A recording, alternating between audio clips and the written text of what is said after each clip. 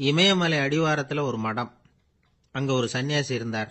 அவர்கிட்ட ஒருத்தர் வந்தார். சுவாமி, ஆசையை உதற நினைக்கிறேன், முடியல, ஒட்டிக்கிட்டே வருது அப்படின்னாராம். இப்படி உட்கார, ஒரு கதை சொல்கிறேன் அப்படின்னு சொல்லி அவர் சொல்ல ஆரம்பித்தாராம். அவர் சொன்ன கதை என்னன்னா, ஒரு ஊரில் ஒரு ஆள் இருந்தான். அவன் பேர் குப்புசாமி. அவன்கிட்ட எப்பவும் ஒரு பழைய தொப்பி இருக்கும், விடவே மாட்டான். அதனால் அவனை எல்லாரும் தொப்பி சாமி அப்படின்னு தான் கூப்பிடுறது வழக்கம். ஒரு புது தொப்பி வாங்கிக்கப்படாதாப்பா அப்படின்னு நண்பர்கள்லாம் சொல்லி பார்த்தாங்க. பணத்துக்கு எங்கே போவேன் அப்படின்னு விட்டானான். பணம் வச்சிருக்கான், செலவு பண்ண மனசு வரல. மகா கஞ்சன். பழைய பாட்டில்கள்லாம் வாங்கி விற்றுக்கிட்டு இருந்தான். அப்படி ஒரு தடவை பழைய கண்ணாடி சாமான்களை ஏலத்தில் எடுத்தப்போ அதில் ஒரு அருமையான சென்ட்டு பாட்டில் கிடச்சிது. உடனே ஒரு ஐடியா பண்ணான். அந்த சென்ட்டை சின்ன சின்ன பாட்டில்களில் அடைச்சி ஜன்னல் ஓரமாக அடுக்கி வச்சுட்டான். அதை விற்றா நிறைய பணம் கிடைக்குமே.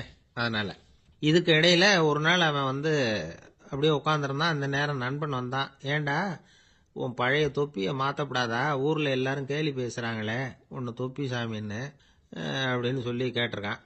இந்த சென்ட்டு பாட்டில் விற்றதும் பணம் வரும், அதுக்கப்புறம் பார்க்கலாம் அப்படின்னு நானா இவன். சரி வா, நீச்சல் குளத்துக்கு போயிட்டு வருவோம் அப்படின்னு கூப்பிட்ருக்கான் நண்பன். 2 பேரும் போனாங்க. அதே நேரம் அந்த ஊர் நீதிபதியும் அங்கே குளிக்க வந்தாராம். அவர்கிட்ட இருந்தது விலை வசந்த ஒரு புது தொப்பி. அதை அங்கே இருந்த ஸ்டாண்டில் மாட்டிவிட்டு குளிக்க போனார். இதுக்கிடையில் குப்புசாமி குளிச்சுட்டு வந்தான். அவனுடைய பழைய தொப்பியை காணலை. அந்த புது தொப்பியை பார்த்தா இது நண்பனுடைய வேலை தான் அப்படிங்கிறதாக புரிஞ்சுக்கிட்டு அதை எடுத்து மாட்டிட்டு வந்துட்டான். நீதிபதி குளிச்சுட்டு வந்து பார்க்குறாரு, தொப்பியை காணும். போலீஸில் புகார் கொடுத்தார். அவங்க தேடினாங்க. ஒரு மூலையில் பழைய தொப்பி கிடச்சிது. அடடா, இது நம்ம குப்புசாமியோட தொப்பி இல்லையா அப்படின்னு நானா ஒருத்தன். உடனே அவன் வீட்டுக்கு தேடிட்டு போயிருக்காங்க. அங்கே போய் பார்த்தா புது தொப்பி அங்கே இருக்குது. உடனே அவனுக்கு 1000 ரூபாய் அபராதம் போட்டாங்களாம். அவன் பணத்தை கட்டிவிட்டு ரொம்ப எரிச்சலோடு வீட்டுக்கு வந்தான். பழைய தொப்பி கண்ணில் பட்டது. மறுபடியும், உன்னால தானே எனக்கு 1000 ரூபா நஷ்டம் அப்படின்னு சொல்லி அதை எடுத்துக்கிட்டு அப்படி போயிருக்கான். அந்த ஊர் குளத்தில் வீசி எரிஞ்சிட்டு வந்துட்டான். அது மீன் பிடிக்கிற ஒருத்தன் கையில் சிக்கிச்சு. அவன் வர்ற வழியில் அதை எடுத்து வேகமாக வீசி எறிஞ்சான். அது நேராக குப்புசாமி வீட்டு ஜன்னல் வழியாக உள்ளே இந்த சென்ட்டு பாட்டில்கள் மேலே விழுந்து எல்லாம் உடஞ்சி நொறுங்கி போச்சு. குப்புசாமி பார்த்தான். தோட்டத்தில் ஆழமாக ஒரு குழியை வெட்டினான். அந்த தொப்பியை போட்டான், மூடிவிட்டான். இதை அடுத்த வீட்டுக்காரன் பார்த்தான். ஏதோ புதையல் தான் வச்சிருக்கான் போல இருக்குன்னு நினச்சான். போலீஸில் போய் புகார் கொடுத்துட்டான். மறுபடியும் போலீஸ் குழியை தோண்டினாங்க. பழைய தொப்பி மறுபடியும் வெளியில் வந்தது. எல்லாரும் சிரிக்கிறாங்க. அன்னைக்கு ராத்திரியே அந்த தொப்பியை எடுத்துக்கிட்டு நேராக புறப்பட்டான். ஒரு கல்லில் அதை சேர்த்து கட்டி குடிநீர் தொட்டி இருக்கும்ல, அதில் போட்டுட்டு வந்துட்டான். இனிமேல் என்ன பண்ணும் பார்ப்போன்னு. ஒரு நாள் திடீர்னு குழாயெல்லாம் அடைப்பட்டு போச்சு. மாநகராட்சி அலுவலர்கள் என்னன்னு பார்த்தா அந்த பழைய தொப்பி குழாயை அடைச்சிக்கிட்டு இருக்குது. இது குப்புசாமியோட தொப்பிங்கிறது தான் எல்லாருக்கும் தெரியுமே. உடனே குடிநீரை பாழாக்கணத்துக்காக குப்புசாமிக்கு கோர்ட்டு 2500 ரூபாய் அபராதம் போட்டுவிட்டுது. அதையும் கட்டிவிட்டு வெளில வந்தான். கடைசியாக முடிவு பண்ணான். ஒரு நெருப்பு குச்சியை கிழிச்சான். தொப்பியை கொளுத்தினான். எரிஞ்சுது. எடுத்து வெளில எரிஞ்சான். கொஞ்ச நேரத்தில் தீ அணைப்பு படம் வந்துட்டுது. ஆமாம், இவன் எடுத்து எரிஞ்சது வெளியில் விழுந்து வீட்டு கூரையே பற்றிக்கிட்டு எரிய ஆரம்பிச்சுட்டுது. அவனோட பணத்தாசையும் அதோட சேர்ந்து எரிஞ்சு போச்சான். இப்படி ஒரு கதை. இந்த கதையை சொல்லி முடிச்சார் அந்த இமயமலை அடிவாரத்தில் இருந்த சன்னியாசி. இப்போ அந்த குப்புசாமி எங்கே இருக்கிறான்னு கேட்டார் எதிரில் இருந்தவர். இதோ உன் எதிரிலே இருக்கிறான், நான் தான் அந்த குப்புசாமி அப்படின்னாரான் அந்த சன்னியாசி. அந்த குப்புசாமி கிட்ட இருந்தது மாதிரி ஒரு பழைய தொப்பி நம்ம ஒவ்வொருத்தர்கிட்டையும் உண்டு. அதை எப்படி தொலைக்கிறதுன்னு தெரியாமல் தடுமாறிக்கிட்டு இருக்கிறோம். அது என்ன தொப்பிங்கிறீங்களா? அதுதான் நம்மை சூழ்ந்திருக்கிற மாயை அப்படிங்கிறார் சுவாமி சின்மயானந்தர். மெய்ஞானம் கிடைக்கிறப்போ மாயை எரிஞ்சு போகும் அப்படிங்கிறது அவருடைய கருத்து. நம்மால் ஒருத்தர் வேகமாக ஓடி வந்தார். காலில் மாட்டியிருந்த பழைய செருப்பு 2ஐயும் ஆவேசமாக தூக்கி ஒரு கிணத்துல போட்டுட்டு வெறுங்காலோட நடந்து வந்துகிட்டு இருக்கிறார். ஏன் அப்படி பண்ணீங்க அப்படின்னு கேட்டோம். அந்த செருப்புக்கு சொந்தக்காரன் பின்னாடி வந்துகிட்டு இருக்கிறான், அதனால் அப்படி பண்ணேன் அப்படிங்கிறார் இவர். ஒரு கடைக்கு போனேன். 5 ரூபா பணத்தை எடுத்து கொடுத்தேன். ஒரு தினசரி பத்திரிகையை கேட்டேன். அவர் உடனே அங்கே அடுக்கி வச்சிருந்த பத்திரிகையில் ஒன்று எடுத்து என் கையில் கொடுத்தார். வாங்கிக்கிட்டேன். மீதி பணத்தை எடுத்தார். அதையும் என் கையில் கொடுக்கணும்ல, கொடுக்கல. எதிரில் இருந்த பலகையில் வச்சு எடுத்துக்க சொன்னார். எப்பவும் அவர் அப்படி தான் பண்ணுவார். நானும் எடுத்துக்கிட்டு வந்துடுவேன். இவர் ஏன் இப்படி பண்ணுறாருங்கிறது எனக்கு ரொம்ப நாளாக ஒரு சந்தேகம். ஒரு நாள் அவர்கிட்டயே இதை கேட்டுவிட்டேன். ஏங்க, நீங்கள் உங்கள் கடைக்கு பொருள்கள் வாங்குறவங்களுக்கு நீங்கள் பாக்கி சில்லறையை கொடுக்குறப்போ பலகையில் வச்சு விட்றீங்க, கையில் கொடுக்க மாட்டேங்கிறீங்களே, ஏன் அப்படின்னு கேட்டேன். காசை கையில் கொடுத்தா நம்மக்கிட்ட இருக்கிற லட்சுமி போயிடுவா சார் அப்படின்னார். அதாவது பணம் செலவாயிடும் அப்படின்னு அர்த்தமா. இன்னொரு நண்பர் அவர் ஒரு நாள் வழக்கத்துக்கு மாறா ரொம்ப சோகமா உட்காந்துருக்கிறார். ஏங்க என்னாச்சு, ஏன் இப்படி கப்பலே கவிழ்ந்தது மாதிரி உட்காந்துருக்கிறீங்க அப்படின்னு கேட்டேன். கப்பலே கவிழ்ந்திருந்தா கூட நான் இப்படி கவலைப்பட மாட்டேன் சார், வேற ஒன்று நடந்து போச்சுன்னார். என்னன்னு கேட்டேன். என் உச்சந்தலையில் பள்ளி ஒன்று விழுந்துட்டுதுன்னார். அதுக்காகவா இப்படி அப்படின்னு ஆச்சரியப்பட்டேன். ஆமாங்க, பள்ளி உச்சந்தலையில் விழுந்தா பலன் என்னன்னு பஞ்சாங்கத்தில் பார்த்தேன், மரணம்னு போட்டிருக்கு அப்படின்னு சொல்லிவிட்டு அவர் தொடர்ந்து கவலைப்பட ஆரம்பிச்சிட்டார். இப்படியும் ஒருத்தர், என் கூட வேலை பார்க்குற ஒருத்தர் எப்படி தெரியுமா, தினமும் வலது காலை வச்சு தான் ஆஃபீஸுக்கு உள்ள நுழைவார். என்னைக்காவது தவறுதலாக இடது காலை வச்சு உள்ளே வந்துட்டார்னா அன்னைக்கு பூரா மனசு சங்கடப்படுவார், எந்த வேலையும் சரியாக ஓடாது.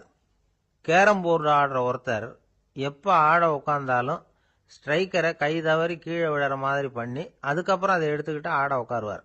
ஏன்னா எப்போ ஒரு தடவை நிஜமாவே அது கை தவறி கீழே விழுந்திருக்குது, அன்னைக்கு பிரமாதமாக ஜெயிச்சுட்டார்.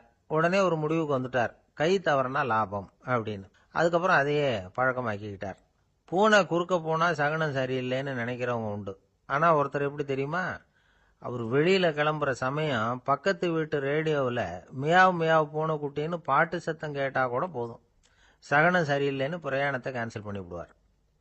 இப்போ இவ்வளவும் எதுக்கு சொல்கிறோம்னா, அளவுக்கு மீறின சகுன நம்பிக்கைகள் இருக்கு பாருங்க, இதோட பயமும் சேர்ந்துக்கிட்டதுன்னு வச்சுக்கோங்க, இது ஒருத்தருடைய மனநிலையை பாதிச்சிடும். இது உளவியல் நிபுணர்கள் சொல்கிற கருத்து. வாழ்க்கையே தடுமாற வச்சிரும். பாதுகாப்பு இல்லாத உணர்வு, ஒரு விதமான டிப்ரெஷன் மனநிலை, இதெல்லாம் தான் இதுக்கு காரணமாக அமையலாம். சில பேர் காய்கறி நறுக்க கத்திய கையில் எடுத்தால் கூட நேரம் சரியாக இருக்கா அப்படின்னு பார்த்துட்டு தான் வேலையை ஆரம்பிக்கிறது வழக்கம். அறிவு தான் மனசுக்கு வாத்தியாராக இருக்கணும், அப்போ தான் வாழ்க்கை நிம்மதியாக இருக்கும். அறிவு மனசு சொல்கிறபடியெல்லாம் கேட்க ஆரம்பிச்சுட்டுதுன்னா இடைஞ்சல் தான்.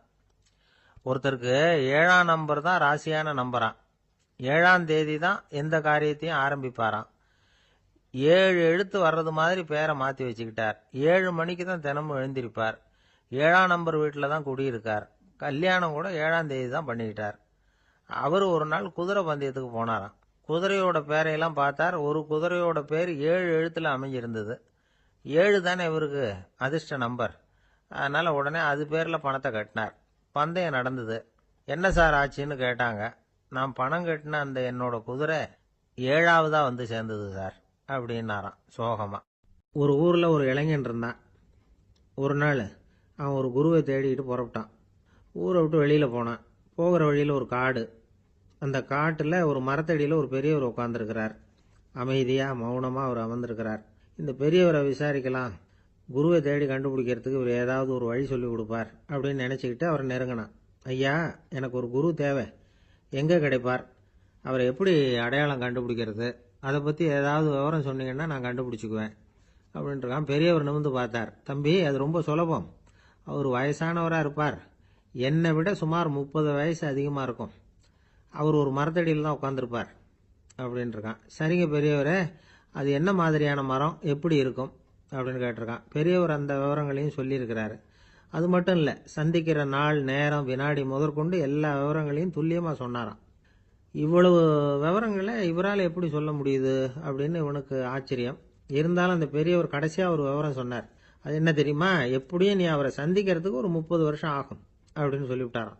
ரொம்ப நன்றிங்க பெரியவரே அப்படின்னு சொல்லிவிட்டு அந்த இளைஞன் புறப்பட்டுருக்கான். இப்போ அவனுக்கு குரு பற்றின விவரம் எல்லாம் கிடைச்சிட்டுது, சந்திக்கிற நேரமும் தெரிஞ்சுட்டுது. ஆனால் 30 வருஷம் அவரை தேடி அலைய வேண்டியிருக்குமே. அவன் தேட ஆரம்பித்தான். காடு மலை எல்லாம் சுற்றி அலைஞ்சான். பல வருஷங்கள் தேடினான், அழுத்து போயிட்டான். கடைசியில் அவனுக்கும் வயசாயிட்டுது. கடைசியில் தன்னுடைய சொந்த ஊருக்கே திரும்பி போய்கிட்டு இருந்தான். அங்கே ஒரு மரத்தடியில் அவன் தேடிக்கிட்டு இருந்த குருநாதர் கிடைச்சார். யார் அவருன்னா, 30 வருஷத்துக்கு முன்னாடி வழி சொல்லி கொடுத்தாருல அதே பெரியவர். அவருக்கு இப்போ 30 வயசு அதிகமாக இருந்தது. அதே மரம், அன்னைக்கு பெரியவர் சொன்ன அடையாளம் இப்போ பொருத்தமாக இருந்தது. இப்போ அந்த பெரியவர் சொன்னார், சரியாக சேர்ந்துட்டேன், வா, உனக்காக தான் நான் இவ்வளவு காலமும் காத்துக்கிட்டு இருந்தேன் அப்படின்னாராம். என்ன சொல்கிறீங்கன்றிருக்கான். 30 வருஷத்துக்கு முன்னாடி என்கிட்ட வந்தியே, அப்போவே என் காலம் முடிஞ்சு போயிருந்தது. அப்போவே என்ன உனக்கு அடையாளம் தெரியல, அதனால் இவ்வளவு காலம் உனக்காக காத்துட்டு இருக்கும்படி ஆயிட்டுது அப்படின்னாராம். ஐயா, அப்போவே நீங்கள் சொல்லியிருக்கலாமே, இதுதான் 30 வருஷம் கழித்து நீ சந்திக்க போகிற இடம், நான் தான் உன்னுடைய குரு அப்படின்னு சொல்லியிருக்கலாமே அப்படின்ட்டுருக்கான். அந்த பெரியவர் சிரிச்சுக்கிட்டே இதுக்கு பதில் சொன்னாராம். நான் எவ்வளவோ விவரமாக தான் சொன்னேன், நீ சரியாக புரிஞ்சிக்கல. காரணம், அப்போ நீ போதுமான அளவுக்கு பக்குவம் பெற்றிருக்கவில்லை. அதனால புரியும் சக்தி இல்லாம போயிட்டுதப்போ 30 ஆண்டு காலம் நீ அலைஞ்சு தெரிஞ்சிருக்கிற. அது காரணமா இப்போ உனக்கு அந்த பக்குவம் வந்துட்டுது. அதனாலதான் அடையாளம் காண முடிஞ்சது. நானே உன்னுடைய குரு அப்படின்னாராம். இதுல இருந்து என்ன தெரியுதுன்னா, ஆன்மீகத்துல மாணவனாக சேர்றதுக்கு கூட ஒரு பக்குவத்தன்மை தேவைப்படுது. ஒரு பெரிய ஞானி, அவர்கிட்ட சீடனா இருக்க ஒருத்தன் வந்தான், எதிரில் நின்னான். ஞானி அவனை வெகு நேரம் உற்று பார்த்தார். அப்புறம் சொன்னார், சீடனா இருக்கிறது ரொம்ப சிரமம்னார். நான் தயாரா இருக்கிறேன்னா. அது இன்னமும் சிரமமாச்சே, இங்கே குருவா இருக்கிறது மட்டுமே சுலபம் அப்படின்னாராம். அப்படின்னா நான் குருவாவே ஆயிடுறேன் அப்படின்னானா. இது போலவே இந்த காலத்தில் கதை ஒன்று உண்டு. ஒரு பள்ளிக்கூடத்தில் வகுப்பு ஆசிரியர் மாணவனை திட்டிக்கிட்டு இருந்தார். டேய், நீ 100க்கு 10 மார்க் தான் வாங்கிட்டு இருக்க. இவ்வளவு மோசமா நீ படிச்சா கடைசியில் மாடு மேய்க்கிறது கூட லாய்க்கு இல்லாதவனா ஆயிடுவேன். அதுக்கப்புறம் என்ன செய்ய போற அப்படின்னாராம். பையன் தலையை சொரிஞ்சுக்கிட்டே சொன்னானா, சார் அப்படின்னா ஒன்று செய்கிறேன் அப்படின்னானா. இவர் கேட்டிருக்கார், என்ன செய்ய போறேன்னு. வேற என்ன சார், உங்களை மாதிரி ஒரு ஆசிரியர் ஆயிடுறேன் அப்படின்னானா. காசியில் இருக்கிற கடவுள் காசி விஸ்வநாதர், அங்க இருக்கிற தேவி காசி விசாலாட்சி. இவங்க 2 பேரும் ஒரு நாள் பேசிக்கிட்டு இருந்தப்போ கடவுள் சொன்னார், இந்த மனிதர்களை நாம ரொம்பவும் நம்பிக்கையோட தான் படைச்சிருக்கிறோம். இருந்தாலும் அவங்களுக்கு தான் நம்பிக்கை இல்லை. எதுலேயும் ஒரு உண்மையான நம்பிக்கை இல்லாமல் வாழ்ந்துக்கிட்டு இருக்கிறாங்க அப்படின்னார். என்ன அப்படி சொல்றீங்க? அதை பாருங்க, எவ்வளவு பேர் காசியை தேடிட்டு கங்கையில் குளிச்சுக்கிட்டு இருக்கிறாங்க. அவங்கெல்லாம் நம்பிக்கை இல்லைன்னா இவ்வளவு தூரம் தேடிட்டு இங்கே குளிப்பாங்களா அப்படின்னு நாங்கள் தேவி. சரி, அதை சோதிச்சு பார்க்கலாம் அப்படின்னு 2 பேரும் முடிவு பண்ணிக்கிட்டாங்க. உடனே ஒரு திட்டம் போட்டாங்க. அது எப்படின்னா, நாம் 2 பேருமே பக்தர்கள் மாதிரி உருவத்தை மாற்றிக்கிட்டு கங்கை கரைக்கு போக வேண்டியது. நான் கங்கையில் இறங்கி குளிக்கிறேன். கொஞ்ச நேரத்தில் சுழலில் மாட்டிக்கிட்டது மாதிரி நடிக்கிறேன். நீ உடனே கரையிலிருந்து சத்தம் போடு, என்னோட வீட்டுக்காரரை யாராவது காப்பாற்றுங்களேன் காப்பாற்றுங்களேன்னு சத்தம் போடு. அதோட இன்னொன்று சொல்லு, யாராவது ஒரு புண்ணிய ஆத்மா அவர்கிட்ட போய் அவருடைய முடியை பிடிச்சி இழுக்கணும். அப்படி ஒரு சாபம் இருக்குது எங்களுக்கு. புண்ணிய ஆத்மா, அதாவது எந்த பாவமும் செய்யாத இல்லாத ஒருத்தர் தான் அவரை காப்பாற்ற முடியும். அப்படிப்பட்டவங்க யாராவது வெள்ளத்தில் குதிச்சு என்னுடைய கணவரை காப்பாற்றுங்கோ அப்படின்னு நீ சத்தம் போடு, கூச்சல் போடு. என்ன நடக்குதுன்னு பார்க்கலாம் அப்படின்னார் கடவுள். சரின்னு சொல்லி 2 பேருமா சாதாரண பக்தர்கள் மாதிரி கங்கை கரைக்கு சேர்ந்தாங்க. அவர் இறங்கி குளிச்சார். திட்டம் போட்டது மாதிரியே சுழலில் மாட்டிக்கிட்டது மாதிரி கத்துனார். கரையில் இருந்த அந்த அம்மா, ஐயோ என் கணவரை காப்பாற்றுங்களேன், யாராவது காப்பாற்றுங்களேன்னு கத்துனாங்க. பல பேர் ஓடி வந்தாங்க. உடனே இவங்க, பாவம் இல்லாத புண்ணிய ஆத்மா ஒருத்தரால் தான் என்னுடைய கணவர் காப்பாற்றப்படணுங்கிறது விதி, அப்படி ஒரு சாபம் இருக்கு. அதனால புண்ணிய ஆத்மா யாராவது அவர்கிட்ட போய் அவர் முடியை பிடிச்சி தூக்குனா அவரை காப்பாற்றி போடலாம் அப்படின்னாங்க. இவங்க இப்படி சொன்னதும் எல்லாரும் திகைச்சு போய் நின்றுட்டாங்க. ஒவ்வொருத்தருக்கும் அவங்க செஞ்ச பாவம்லாம் ஒவ்வொன்றா ஞாபகத்துக்கு வர ஆரம்பிச்சுட்டுது. சரி, இதுக்கு நாம லாயக்கு இல்லை அப்படின்னு சொல்லி ஒதுங்கி போக ஆரம்பிச்சிட்டாங்க எல்லாம். இந்த சமயத்தில் யாரோ ஒருத்தர் வேகமாக ஓடி வந்தார். ஆற்றுல குதிச்சார். அவர்கிட்ட போனார், முடியை பிடிச்சார், தூக்குனார், அவரை காப்பாற்றி கரைக்கு கொண்டுட்டு வந்துட்டார். அப்படி காப்பாற்றின அந்த ஆளை இவங்க 2 பேரும் தனியாக கூப்பிட்டுக்கிட்டு ஒரு மண்டபத்துக்கு வந்துட்டாங்க. வந்து விசாரிக்கிறாங்க. நீ யாரப்பா அப்படின்னு கேட்குறாங்க. ஏதும் தெரியாத மாதிரி. நான் இந்த ஊர் அன்ன சத்திரத்தில் வேலை செய்கிற ஒரு சமையல்காரன் அப்படிங்கிறார். நீ கங்கையில் குளிக்கிறது உண்டான்னு கேட்டிருக்காங்க. நான் இந்த ஊர்லேயே தான் இருக்கிறேன், இருந்தாலும் தினமும் கங்கையில் குளிக்கிறது இல்லை, எப்பாவது ஒரு நாள் அங்கே குளிப்பேன் அப்படின்னார். கங்கையில் மூழ்கி எழுந்திரிச்சா பாவம்லாம் தொலையும்னு சொல்கிறாங்க. அப்படி இருக்கிறப்போ அங்கே இன்னைக்கு கங்கையில் குளிச்சுக்கிட்டு இருக்கிறவங்கெல்லாம் தங்களை புண்ணிய ஆத்மாவா நினைக்கல. கங்கையில் குளிக்காத நீ உன்னை புண்ணிய ஆத்மாவா நினச்சி என்னை காப்பாற்ற வந்திருக்கிற, அது எப்படி அப்படின்னு கேட்டார். அதுக்கு அந்த ஆள் சொல்கிறான், கங்கையில் குதிச்சதுக்கு அப்புறம் தானே உங்களை காப்பாற்ற போகிறோம். அப்படி குதிக்கும் பொழுது என்னுடைய பாவம்லாம் போயிருக்கும்ல, நான் புண்ணிய ஆத்மாவா ஆயிருப்பேனே, அதனால தான் துணிஞ்சு உங்களை காப்பாற்றினேன் அப்படின்னா. கடவுளும் தேவியும் அவனுக்கு காட்சி கொடுத்தாங்களாம். இப்படி ஒரு கதை உண்டு. அதாவது கங்கையில் குளிச்சுக்கிட்டு இருக்கிறவங்களுக்கே தங்களுடைய பாவம் போகுங்கிற நம்பிக்கை பரிபூர்ணமாக இல்லை. குளிக்காத ஒருத்தனுக்கு அந்த நம்பிக்கை இருந்தது. அதனால் அவனால் கடவுளை பார்க்க முடிஞ்சது. கடவுளை நாமளும் பார்க்க முடியுமா முடியாதா அப்படிங்கிற குழப்பம்லாம் நமக்கு வேண்டியதில்லை. நம்பிக்கையோடு வாழணுங்கிற உண்மையை மட்டும் இந்த கதையிலேருந்து புரிஞ்சுக்கிட்டா போதும். ஏன்னா இந்த கதையை கேட்டுட்டு ஒரு நண்பன் குதர்க்கமாக ஒரு கேள்வி கேட்டான். ஏன் சார், கங்கையில் குளிச்சா பாவம் போயிடும்னு சொல்கிறீங்களே, நான் எனக்கு வேண்டாத ஒருத்தனை அழைச்சிட்டு போய் கங்கையிலேயே தள்ளி விட்டுட்டு அதுக்கப்புறம் அங்கேயே முழுக்க போட்டுட்டு நான் செஞ்ச பாவத்தை அதுலேயே கழுவி விட்டுட்டு மறுபடியும் உங்ககிட்ட வந்துடுறேன்னு வச்சுக்கோங்க, நீங்கள் என்னை புண்ணிய ஆத்மான்னு ஏற்றுக்குவீங்களா அப்படிங்கிறான். ஆள் கொஞ்சம் ஆசைந்தான், நம்மளே அங்கே அழைச்சிட்டு போனாலும் போயிடுவான். உலகத்தில் எது எதுக்கும் ஆராய்ச்சி கூடங்கள் இருக்குதுல்ல, அது மாதிரி தூக்கத்தை பற்றி ஆராய்ச்சி பண்ணுறதுக்கு ஒரு ஆராய்ச்சி கூடம் இருக்குது. அப்படி ஆராய்ச்சி பண்ணணும்னா அதுக்கு மூழ்கிக்கிட்டு இருக்கணும்ல. அதனால தான் அந்த ஆராய்ச்சி கூடம் இங்கே இல்லை. அமெரிக்காவில் பாஸ்டன் பல்கலைக்கழக மருத்துவமனையில் அது இருக்குது. அங்கே தூக்கத்தை பற்றி பலவிதமான ஆராய்ச்சிகள் பண்ணிகிட்டு இருக்கிறாங்க. அந்த ஆராய்ச்சி கூடத்தில் இயக்குனராக இருக்கிற ஒரு நிபுணர், அவர் என்ன சொல்கிறார் தெரியுமா? உங்களுக்கு தூக்கம் வரலையா, நீங்கள் நல்லா தூங்குறதுக்கு தாராளமாக சில யோசனைகளை என்னால் சொல்ல முடியும் அப்படிங்கிறார். யோசனை தானே, காசா பணமாக கேட்டு வச்சுக்கலாமே. உணவு, மனநிலை, தூங்கும் இடத்தோட சூழ்நிலை, படுக்கைக்கு செல்றப்போ உள்ள பழக்க வழக்கங்கள், இது காரணமாக ஒருத்தருக்கு தூக்கம் வராமல் போகலாம். தூக்கம் வராததுக்கு இதுதான் காரணம்னா அதையெல்லாம் சுலபமாக கட்டுப்படுத்தலாங்கிறார் அவர். தூக்கத்தை வரவழைக்கக்கூடிய ஒரு நல்ல மருந்து உடற்பயிற்சி. ஆனால் ஒன்று, படுக்க போகிற நேரத்தில் இது மாதிரி உடற்பயிற்சிகள் எல்லாம் செய்யக்கூடாது. கொஞ்சம் முன்னாடி பகல்லையே இந்த பயிற்சிகளை செய்கிறது நல்லது. தூக்கம் வராமல் அவதிப்படுறவங்க பிற்பகல் நேரங்களில் காஃபி, டீ இது மாதிரி பானங்களை சாப்பிடக்கூடாது. மது அருந்துறது கூட தூக்கத்தை பாதிக்கும். வெது வெதுப்பான நீரில் குளிக்கிறது, தியானத்தில் ஈடுபடுறது, ஓய்வாக இருக்கிறது, படுக்கிறது, அதாவது படுக்கிறதுக்கு முன்னாடி ஒரு குவளை பால் சாப்பிட்றது, இதெல்லாம் தூக்கத்தை வரவழைக்கிறது ரொம்ப உதவியாக இருக்கும். இன்னொரு விஷயம் என்னென்னா, தூங்கி ஆகணுமேங்கிற கவலை வேண்டியதில்லை. அப்படி நினச்சி கவலைப்படுறதை விட்டுடணும். தூக்கம் வரலையா, உடனே படுக்கையை விட்டு எழுந்திருக்க வேண்டியது. வெளியில் வாங்க, வேறு ஏதாவது வேலையில் ஈடுபடுங்க, கொஞ்சம் நேரம் உலாவுங்க, அல்லது ஏதாவது ஒரு புஸ்தகத்தை எடுத்து படிங்க.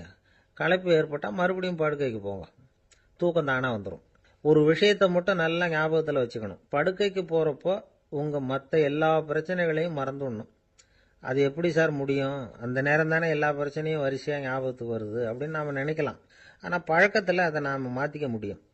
கொஞ்சம் முயற்சி பண்ணணும், அவ்வளோதான். இது எல்லாமே ஆராய்ச்சி பண்ணி பார்த்துட்டு அந்த நிபுணர் சொல்கிற கருத்து தான். இன்னொரு விஷயமும் அவர் சொல்கிறார். அது என்னென்னா, உடல் கோளாறு காரணமாக தூக்கம் வராமல் அவதிப்படுறவங்களுக்கெல்லாம் இந்த யோசனைகள் சரியாக வராது அப்படிங்கிறார். அதுக்கெல்லாம் மருத்துவ சிகிச்சை கொடுத்து தான் சரி பண்ணணும். சில பேருக்கு நடு ராத்திரியில் மூச்சு திணறல் ஏற்பட்டு தூக்கம் வராமல் போயிடும். ஊரெல்லாம் தூங்குறப்போ தான் மட்டும் தூங்காமல் மூழ்கிட்டு இருக்கிறது, ஊரெல்லாம் மூழ்கிட்டு இருக்கிறப்போ தான் மட்டும் தூங்குறது, இது மாதிரி கோளாறுகளால் சில பேர் பாதிக்கப்படலாம். காலு தசை முறுக்கிக்கிறதுனால சில பேருக்கு அடிக்கடி இழிப்பு வரலாம். மன அழற்சி காரணமாக சில பேருக்கு தூக்கம் வராது. இது மாதிரி கோளாறுகளுக்கெல்லாம் அதுக்கு தகுந்த மாதிரி சிகிச்சை கொடுத்து தான் சரி பண்ண வேண்டியிருக்கும். எந்த கோளாறும் இல்லாமல் தூக்கம் வரலைன்னா ஆரம்பத்தில் சொன்ன முறைகளை கடைபிடிச்சு பார்க்கலாம். தூக்கம் வந்ததுன்னா யோசனை சொன்ன அந்த நிபுணருக்கு நன்றி சொல்லலாம். ஒருத்தர், ஏன் சார் பஸ்ஸில் தூங்குறது கெட்ட பழக்கமானு கேட்டார். இல்லையே, நான் கூட பஸ்ஸில் போகிறப்ப தூங்கிட்டு தானே போவேன் அப்படின்னார் இன்னொருத்தர். அப்புறம் ஏன் என்ன டிரைவர் வேலை வேணாம்னு வீட்டுக்கு அனுப்பி வச்சுட்டாங்க அப்படின்னாராம் அவர். ஜவஹர்லால் நேரு பிரதமராக இருந்த சமயம் அவர் ஒரு தடவை சென்னைக்கு வந்திருக்கிறார். இங்கே சில முக்கிய நிகழ்ச்சிகளில் கலந்துக்கிறதுக்காக வந்திருந்தார். ஆளுநர் மாளிகையில் ஒரு நாள் ராத்திரி தங்கி மறுநாள் புதுடெல்லி புறப்படுறதாக ஏற்பாடு. நிகழ்ச்சியிலெல்லாம் முடிச்சுக்கிட்டு ஆளுநர் மாளிகையில் தங்கி இருக்கிறார். அன்றைக்கு இரவு படிக்கிறதுக்கு ஒரு முக்கியமான புத்தகம் அவருக்கு தேவைப்பட்டது. அந்த சமயத்தில் உலக அளவில் ஒரு முக்கியமான பொருளாதாரம் சம்பந்தமான ஒரு புத்தகம் வெளியாகி இருக்கிற விஷயம் அவருக்கு தெரியும். அந்த புத்தகம் மெட்ராஸுக்கு வந்திருக்குமா, அது இங்கே கிடைக்குமா அப்படின்னு விசாரிச்சிருக்கிறார் நேருஜி. அவர் இப்படி கேட்ட உடனே அங்கே இருந்தவங்கெல்லாம் ரொம்ப பரபரப்பாக செயல்பட ஆரம்பிச்சுட்டாங்க. முக்கியமான இடங்கள்ல எல்லாம் விசாரிச்சிருக்கிறாங்க, அந்த புத்தகம் உங்ககிட்ட இருக்கான்னு. சென்னையில் உள்ள கன்னிமாரா நூல் நிலையத்துக்கு எப்படியும் அந்த புத்தகம் வந்திருக்கணும் அப்படின்னு ஒரு நம்பிக்கை. அங்கே விசாரித்தாங்க. அந்த புத்தகம் 2 நாளைக்கு முன்னாடி தான் அங்கே வந்திருக்குது அப்படிங்கிற விஷயம் தெரிஞ்சுது. உடனே எல்லாரும் அங்கே ஓடினாங்க. அவங்களுக்கு இன்னொரு சந்தேகம், புத்தகம் வந்திருக்கு சரி, அது இந்த சமயத்தில் வேற யாரும் படிக்கிறதுக்கு எடுத்துகிட்டு போயிருக்கக்கூடாதே அப்படிங்கிற சந்தேகம். இருந்தாலும் மனசுக்குள்ள ஒரு தைரியம், இப்படி ஒரு புத்தகம் வெளிவந்திருக்கிற விஷயமே நேருஜி சொல்லி தான் நமக்கே தெரியும். அதுவும் இல்லாமல் உலக பொருளாதாரம் சம்பந்தமான ஏதோ ஒரு புத்தகம் அது. அதை போய் இந்த நேரத்தில் அவ்வளவு ஆர்வமாக யார் எடுத்துகிட்டு போயிட போகிறாங்க அப்படிங்கிற தைரியம். இந்த தைரியத்தோடு அந்த நூல் நிலையத்துக்கு ஓடினாங்க. புத்தகத்தை தேடுனா அது கிடைக்கல. யாரோ எடுத்துகிட்டு போயிருக்கிறாங்க. நேருவுக்கு மட்டுமே தெரிஞ்சிருந்த அந்த புத்தகம் பற்றின விஷயம் சென்னையில் வேற ஒருத்தருக்கும் தெரிஞ்சிருக்குது. உடனே எல்லாரும் பரபரப்பா அந்த அதுக்குன்னு இருக்கிற ரிஜிஸ்டர் இருக்குல்ல, பதிவேடு, அதை புரட்டி பார்க்குறாங்க யார் எடுத்துகிட்டு போகிறாங்கன்னு தெரிஞ்சுக்கிறதுக்காக. எடுத்துகிட்டு போனவங்க அதில் கையெழுத்து போட்டிருப்பாங்கல்ல, அதை பார்த்து யாருன்னு தெரிஞ்சுக்கலாம் அப்படிங்கிறதுக்காக தான் அதை புரட்டுறாங்க. அதோ அந்த புத்தகத்தோட பேர் பக்கத்தில் அதை எடுத்துக்கிட்டு போனவங்க கையெழுத்து உத்து பார்க்குறாங்க எல்லாரும். அதில் போட்டிருக்குது பேர் CN அண்ணாதுரை அப்படின்னு எழுதியிருந்தது. அவர் தான் பேரறிஞர் அண்ணா. நேரு படிக்க விரும்பின ஒரு புத்தகத்தை அதே நேரம் படிக்க விரும்பின இன்னொரு தலைவர் இவர். படிக்கிறதுல அவருக்கு இருந்த ஆர்வத்தை நாம் தெரிஞ்சுக்கணும்னா அதுக்கு எவ்வளவோ சம்பவங்கள் இருக்கு. கடைசி காலத்தில் அவர் அடையாறு மருத்துவமனையில் படுத்திருக்கிறார். அவருக்கு ஒரு முக்கியமான அறுவை சிகிச்சை செய்ய வேண்டியிருக்குது அவசரமாக.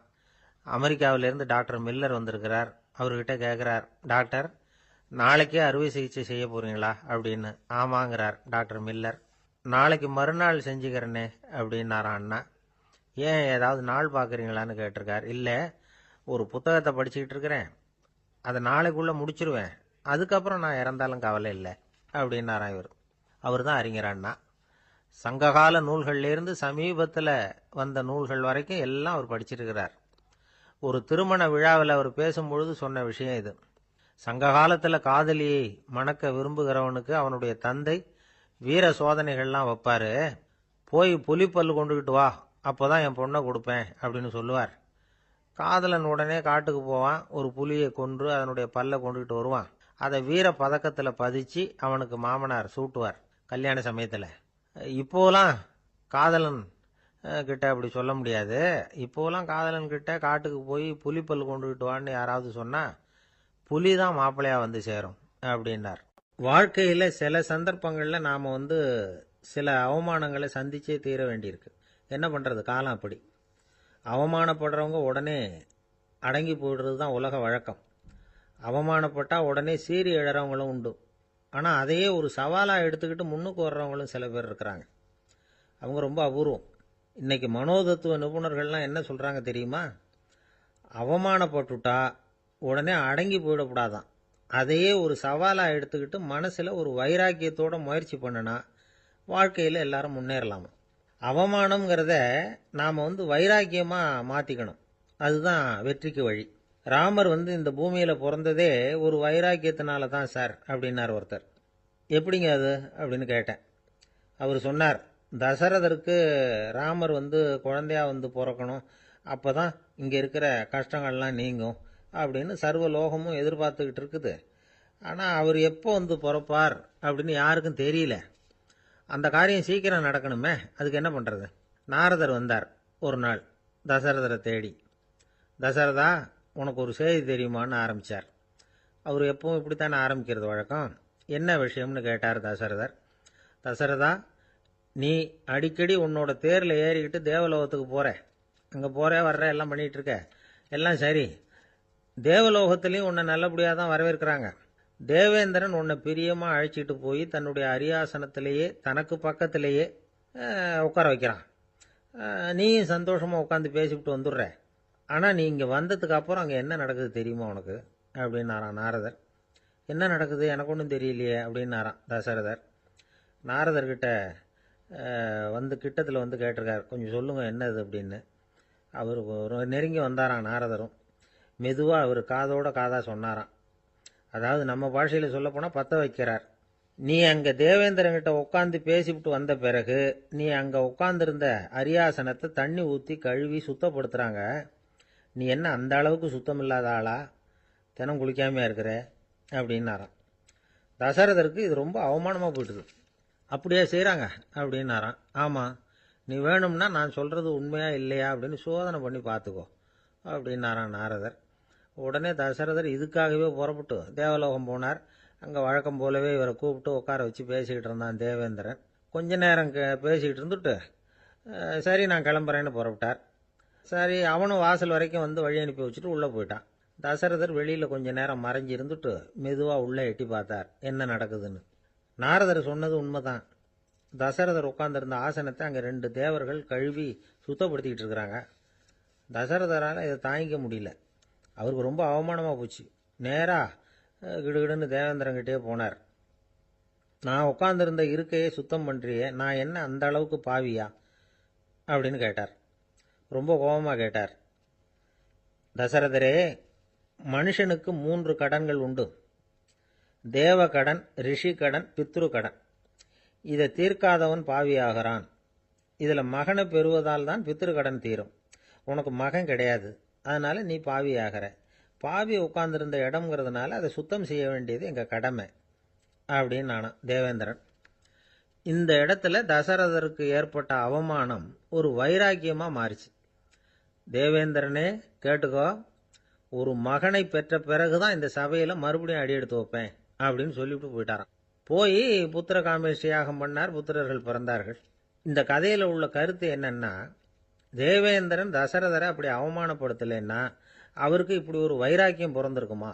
யோசிச்சு பார்க்கணும். நமக்கு ஏற்படுகிற சில அவமானங்களையும் வைராக்கியமாக மாற்றிக்குவோம். அப்படி மாற்றிக்கிட்டோம்னா வாழ்க்கையில் வந்து முன்னேறலாம். நம்ம ஆளுங்க சில பேர் அவமானத்தை வந்து வைராக்கியமாக மாற்றிக்கிறது எப்படி தெரியுமா? நம்மகிட்ட ஒரு பையன் சொன்னான், எங்கள் அப்பா என்னை எல்லாருக்கும் முன்னாடி வச்சு திட்டிவிட்டார். பொறுப்பு இல்லாமல் ஊர் சுற்றுறேன்னு சொல்லி அவமானப்படுத்தி விட்டார். இனிமேல் நீ என் முகத்திலேயே முழிக்காதரா போடான்னு வேற சொல்லிவிட்டார். எனக்கு ரோஷம் வந்துட்டுது. அந்த அவமானத்தை வைராக்கியமாக மாற்றிக்கிட்டேன். அன்னையிலேருந்து அவர் முகத்திலேயே முழிக்கிறது இல்லை அப்படின்னா. அப்படியான்னு கேட்டோம். ஆமாங்க, அவர் வீட்டில் இல்லாத நேரமாக பார்த்து உள்ள சமையல் கட்டுக்கு போய் சாப்பிட்டுட்டு நைஸாக வெளியில் வந்துடுவேன் அப்படிங்கிறான் அவன். ஒரு ஊரில் ஒரு ராஜா இருந்தார். அவர் ஒரு பூனை வளர்த்தார். ரொம்ப செல்லமாக அவர் அந்த பூனையை வளர்த்தார். அவர் என்ன பண்ணுவார் தெரியுமா? இரவு நேரத்தில் அந்த பூனையோட தலையில் ஒரு விளக்க வச்சுருவார். அந்த பூனை ரொம்ப ஜாக்கிரதையாக அந்த விளக்கு கீழே விழுந்துடாமல் பார்த்துக்கும். தலையை ஆட்டாமல் ரொம்ப நிதானமாக ராஜா பின்னாடி நடந்து போய்கிட்டே இருக்கும். அந்த விளக்கு வெளிச்சத்தில் எல்லா வேலைகளையும் செஞ்சிருவார்.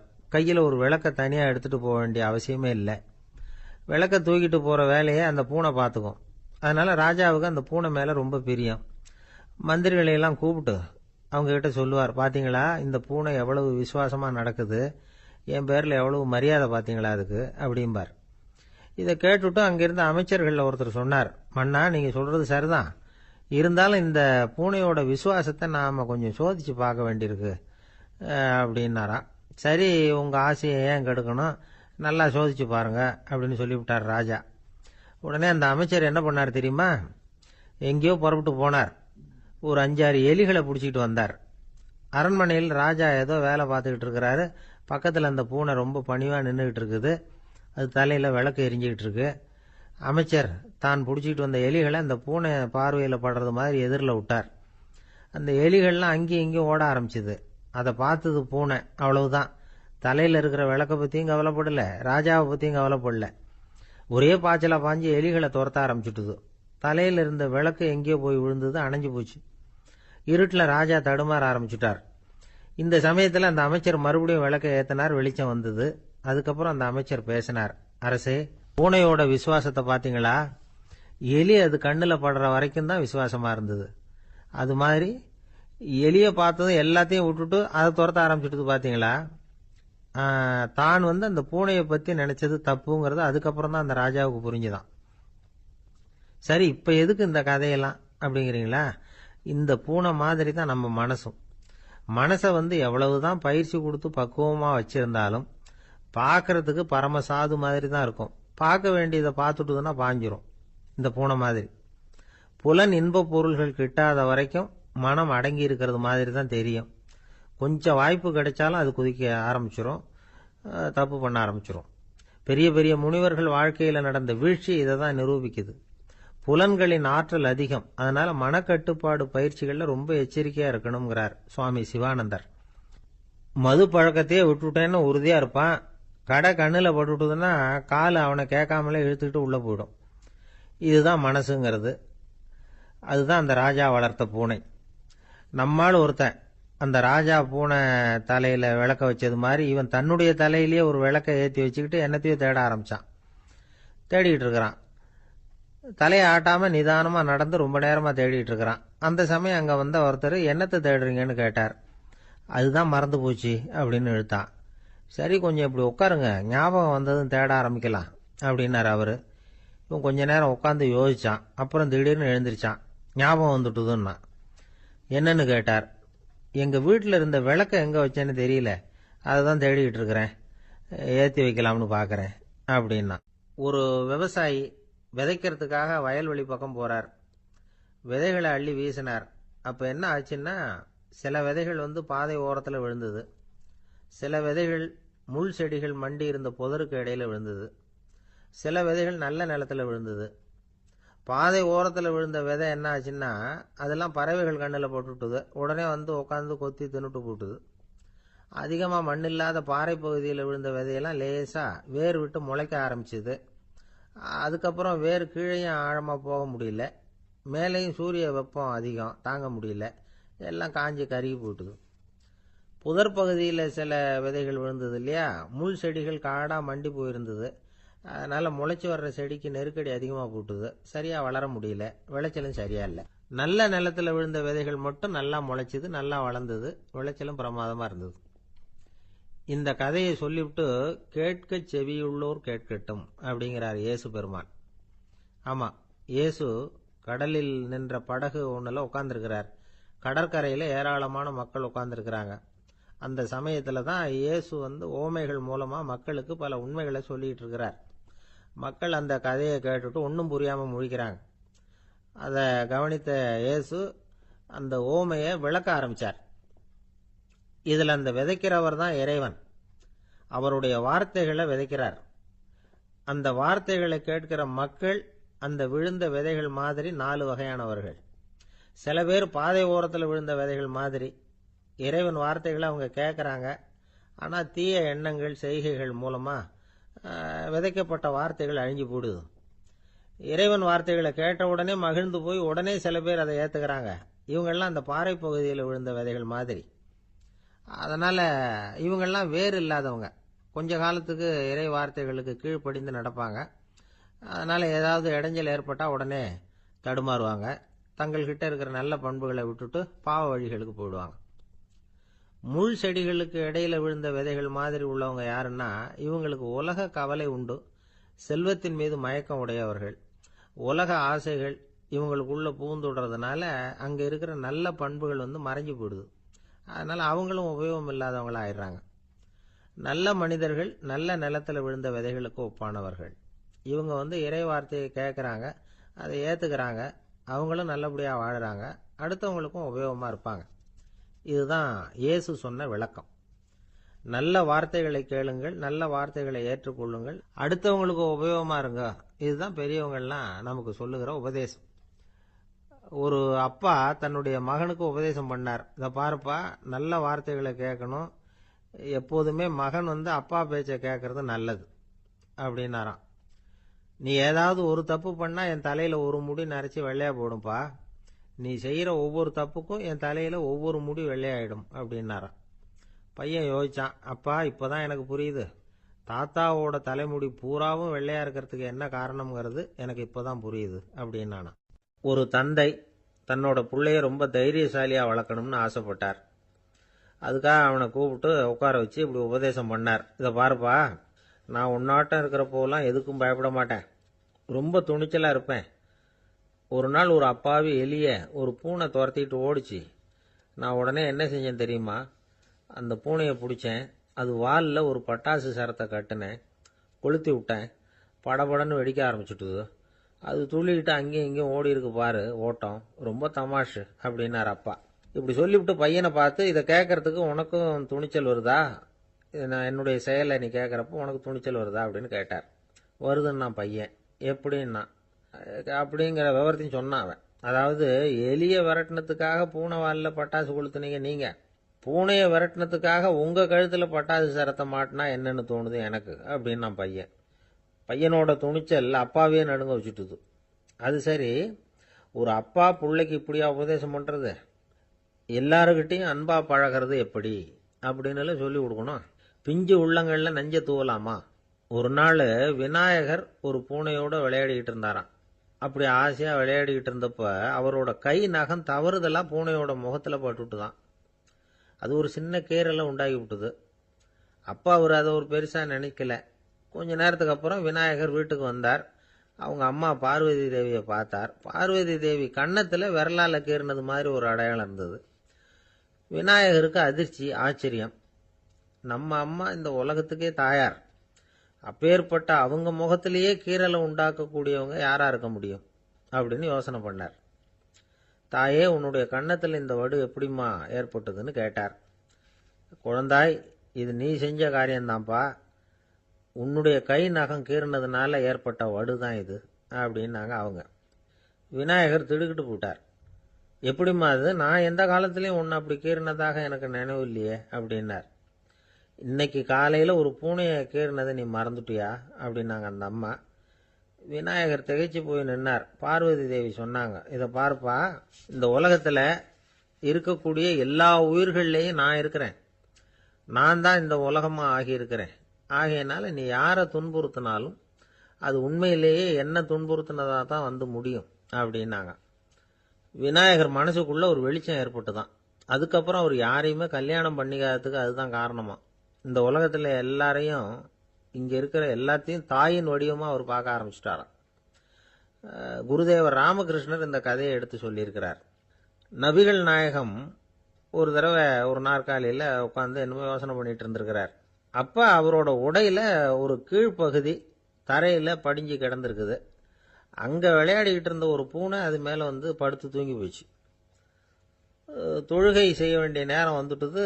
நபிகள் நாயகம் எழுந்திருக்க பார்த்தார். அப்போதான் பூனை தன்னோட உடை மேலே படுத்து தூங்கிட்டு இருக்கிறது கண்ணில் படுது.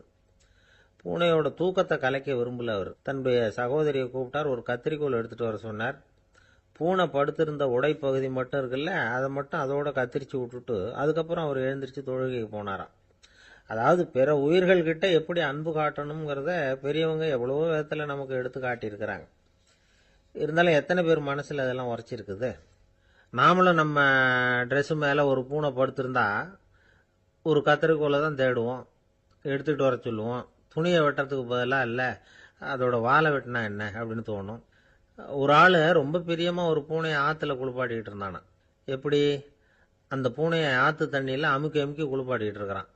அந்த வழியாக போன பெரியவர் ஒருத்தர் இதை பார்த்தார். இதை பார்ப்பா, பூனையை அது மாதிரி ஆற்று தண்ணியில் அமுக்கி குளிப்பாட்டாத, மூச்சு திணறி செத்து போடும் அப்படின்னு அட்வைஸ் பண்ணார்.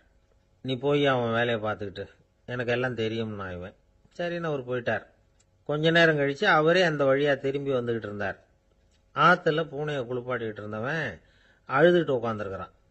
பக்கத்தில் அந்த பூனை செத்து கிடக்குது. இதை பார்த்தார் பெரியவர். நான் தான் அப்போவே சொன்னேனே அந்த பூனையை ஆற்றுல நினைக்காதேன்னு, அதை கேட்டிருந்தா இப்படி ஆயிருக்குமா அப்படின்னார். அந்த ஆள் கோபமாக இவரை முறைச்சி பார்த்தான். அட போய்யா, இந்த பூனை ஆற்றுல குளித்ததுனால ஒன்றும் செத்து போகல, குளித்ததுக்கு அப்புறம் அதோட உடம்பு ஈரமாக இருக்குதுன்னு அதை புழிஞ்சேன், அதனால தான் இப்படி ஆயிட்டுது அப்படின்னு நானும். ஒருத்தரை பார்த்து உன்னுடைய நண்பர்கள் யார் அப்படின்னு ஒரு கேள்வி கேட்டு பாருங்க. கொஞ்சம் யோசிச்சு யோசிச்சு பதில் சொல்லுவாங்க. அவங்க கிட்டேயே உன்னுடைய எதிரிகள் யார் அப்படின்னு கேளுங்க, கடகடன்னு ஒப்பிச்சிருவாங்க.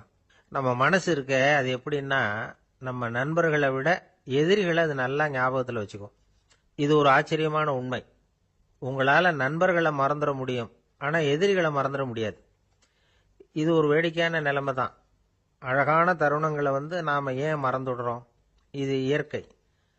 ஏன்னா நம்ம மனசு மலர்களை கவனிக்கிறது இல்லை, அதில் இருக்கிற முள்ளை தான் கவனிக்குது. தன்னை காயப்படுத்துகிற எதையும் அது உடனே கண்டுகொள்ளுது. ஒரு தெளிந்த சிந்தனை உடைய மனசு மிக அழகாக உள்ள எல்லாத்தையும் கவனிக்கும். அது நன்றியுடன் உணரக்கூடிய எல்லாத்தையும் பார்த்து குறிச்சிக்கும். இப்படிப்பட்டவங்க வாழ்க்கை இயல்பாகவே நல்லா அமையும். அது ரொம்ப அபூர்வம். மனசில் உள்ள ஒரு சிறிய அமைப்பை மாற்றுவதை பொறுத்து தான் இந்த விஷயம் அப்படிங்கிறார் ஓஷோ. ஒரு யூத கோவில் இருந்துதான், அது யூதர்களின் மடமாகவும் இருந்தது. அங்கே ஒரு தலைமை குரு, அவர் ரொம்ப கண்டிப்பானவர். அந்த கோவிலை ஒட்டி ஒரு தோட்டம். ஒரு நாள் காலையில் அந்த தோட்டத்தில் 2 இளம் யூதர்கள் நடந்து போய்கிட்டு இருக்கிறாங்க. காலையில் 1 மணி நேரம், மாலையில் 1 மணி நேரம் அவங்க அந்த தோட்டத்தில் நடக்கிறதுக்கு அனுமதி உண்டு. மற்ற நேரங்களில் அவங்க மத புத்தகங்களை படிக்கணும், பிற விதிமுறைகளை கடைபிடிக்கணும். அந்த 2 பேருமே தொடர்ந்து புகைப்பிடிக்கிற பழக்கம் உள்ளவங்க. ஆனால் கோவில் மடத்தில் இருக்கிறப்போ அவங்க புகைப்பிடிக்க முடியாது, அது கடுமையான குற்றம். சரி, நாம் தோட்டத்தில் இருக்கிறப்போவாவது புகைப்பிடிக்கலாமா அப்படின்னு ஒரு ஆசை அவங்க 2 பேருக்குமே. இருந்தாலும் பயம். இப்படி கேட்டால் மதகுரு என்ன சொல்லுவாரோ அல்லது என்ன செய்வாரோங்கிற பயம். இப்படியே கொஞ்ச நாள் ஆச்சு. ஒரு நாள் இந்த 2 பேரில் ஒருத்தன் ரொம்ப கலங்கி போய் அந்த கோவில்ல இருந்து வெளியில் வந்துக்கிட்டு இருந்தான். வந்தவன் நேராக தோட்டத்து பக்கம் போனான். அங்கே இன்னொருத்தன் ஆனந்தமாக புகை பிடிச்சிக்கிட்டு இருக்கிறான். அதை பார்த்துதான் இவனுக்கு அதிர்ச்சி. அட கடவுளே, என்ன இது, நீ கேட்காமலே ஆரம்பிச்சிட்டியா அப்படின்னா. இல்லை இல்லை, நான் கேட்டுவிட்டு தான் ஆரம்பிச்சிருக்கேன்னா அவன். அப்படியா, என்ன மனுஷன் இவர், நானும் தான் கேட்டேன், என்ன கண்ணாமுன்னான்னு திட்டிவிட்டார். இது என்ன கோவிலா இல்லை நரகமா? உனக்கு புகை பிடிக்கணும்னு ஆசையாக இருந்தால் நரகத்துக்கு போகணும்னு சொல்லிவிட்டார். அது சரி, உன்னை மட்டும் எப்படி அனுமதிச்சார் அப்படின்னு கேட்டான் இவன். அவன் சிரிச்சுக்கிட்டே, நீ எப்படி கேட்ட சொல்லு அப்படின்னா. நாம் இந்த தோட்டத்துக்கு வர அனுமதிக்கப்பட்டிருக்கிறதே ஜபத்துக்காகத்தானே, அதனால் நான் ஜபம் சொல்லும் பொழுது புகை பிடிக்கலாமா அப்படின்னு கேட்டேன்.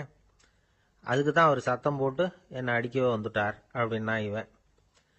நீ ஒரு மாதிரியாக கேட்டிருக்க, நான் வேற மாதிரியாக கேட்டிருக்கிறேன். ஜெபம் சொல்லும்போது புகை பிடிக்கலாமான்னு நீ கேட்டிருக்க. ஐயா, புகை பிடிக்கும் பொழுது ஜெபிக்கலாமா அப்படின்னு நான் கேட்டேன். அதில் தப்பு ஒன்றும் இல்லை அப்படின்னு பதில் சொல்லிட்டார் அப்படின்னா. ஒரு சிறிய மாற்றம்தான், அது மிகப்பெரிய மாறுதலை ஏற்படுத்தி விட்டது. மனசு நல்ல விதமாக சிந்திக்க ஆரம்பிச்சுட்டுதுன்னா மகிழ்ச்சிக்கு பஞ்சம் இல்லை. ஒரு கஞ்சன் ஆற்றுல விழுந்துட்டான். வெள்ளத்தில் தத்தளிச்சுக்கிட்டு இருக்கிறான். கரையில் நின்ன ஒருத்தர், உன் கையை கொண்டா இப்படி பிடிச்சி இழுத்து கரையில் சேர்த்து விடுறேன்னார். எதையும் கொடுத்து பழக்கம் இல்லாத அவன் கையையும் கொடுக்க மாட்டேன்னுட்டான். இவர் பார்த்தார். உன் கையை கொடுன்னு சொல்றதுக்கு பதிலாக நான் என் கையை கொடுக்குறேன் பிடிச்சிக்கோ அப்படின்னார். அவன் கப்புன்னு பிடிச்சிக்கிட்டான், இழுத்து கரையில் போட்டார். எனக்கு இது மட்டும்தான் சார் தெரியும், இதை தவிர வேற எதுவும் தெரியாது அப்படின்னு சொல்லிக்கிட்டே காலம் தள்ளுறவங்க ரொம்ப பேர். அவங்கெல்லாம் கஷ்டப்பட வேண்டியிருக்கும். ஒருத்தர் தன்னுடைய தொழிலில் ரொம்ப கெட்டிக்காரராக இருக்கலாம். அதுக்காக எப்பவும் அதே ஞாபகத்தில் இருந்துக்கிட்டு உலகியல் அறிவு இல்லாமல் இருந்துடக்கூடாது, அது ஆபத்து.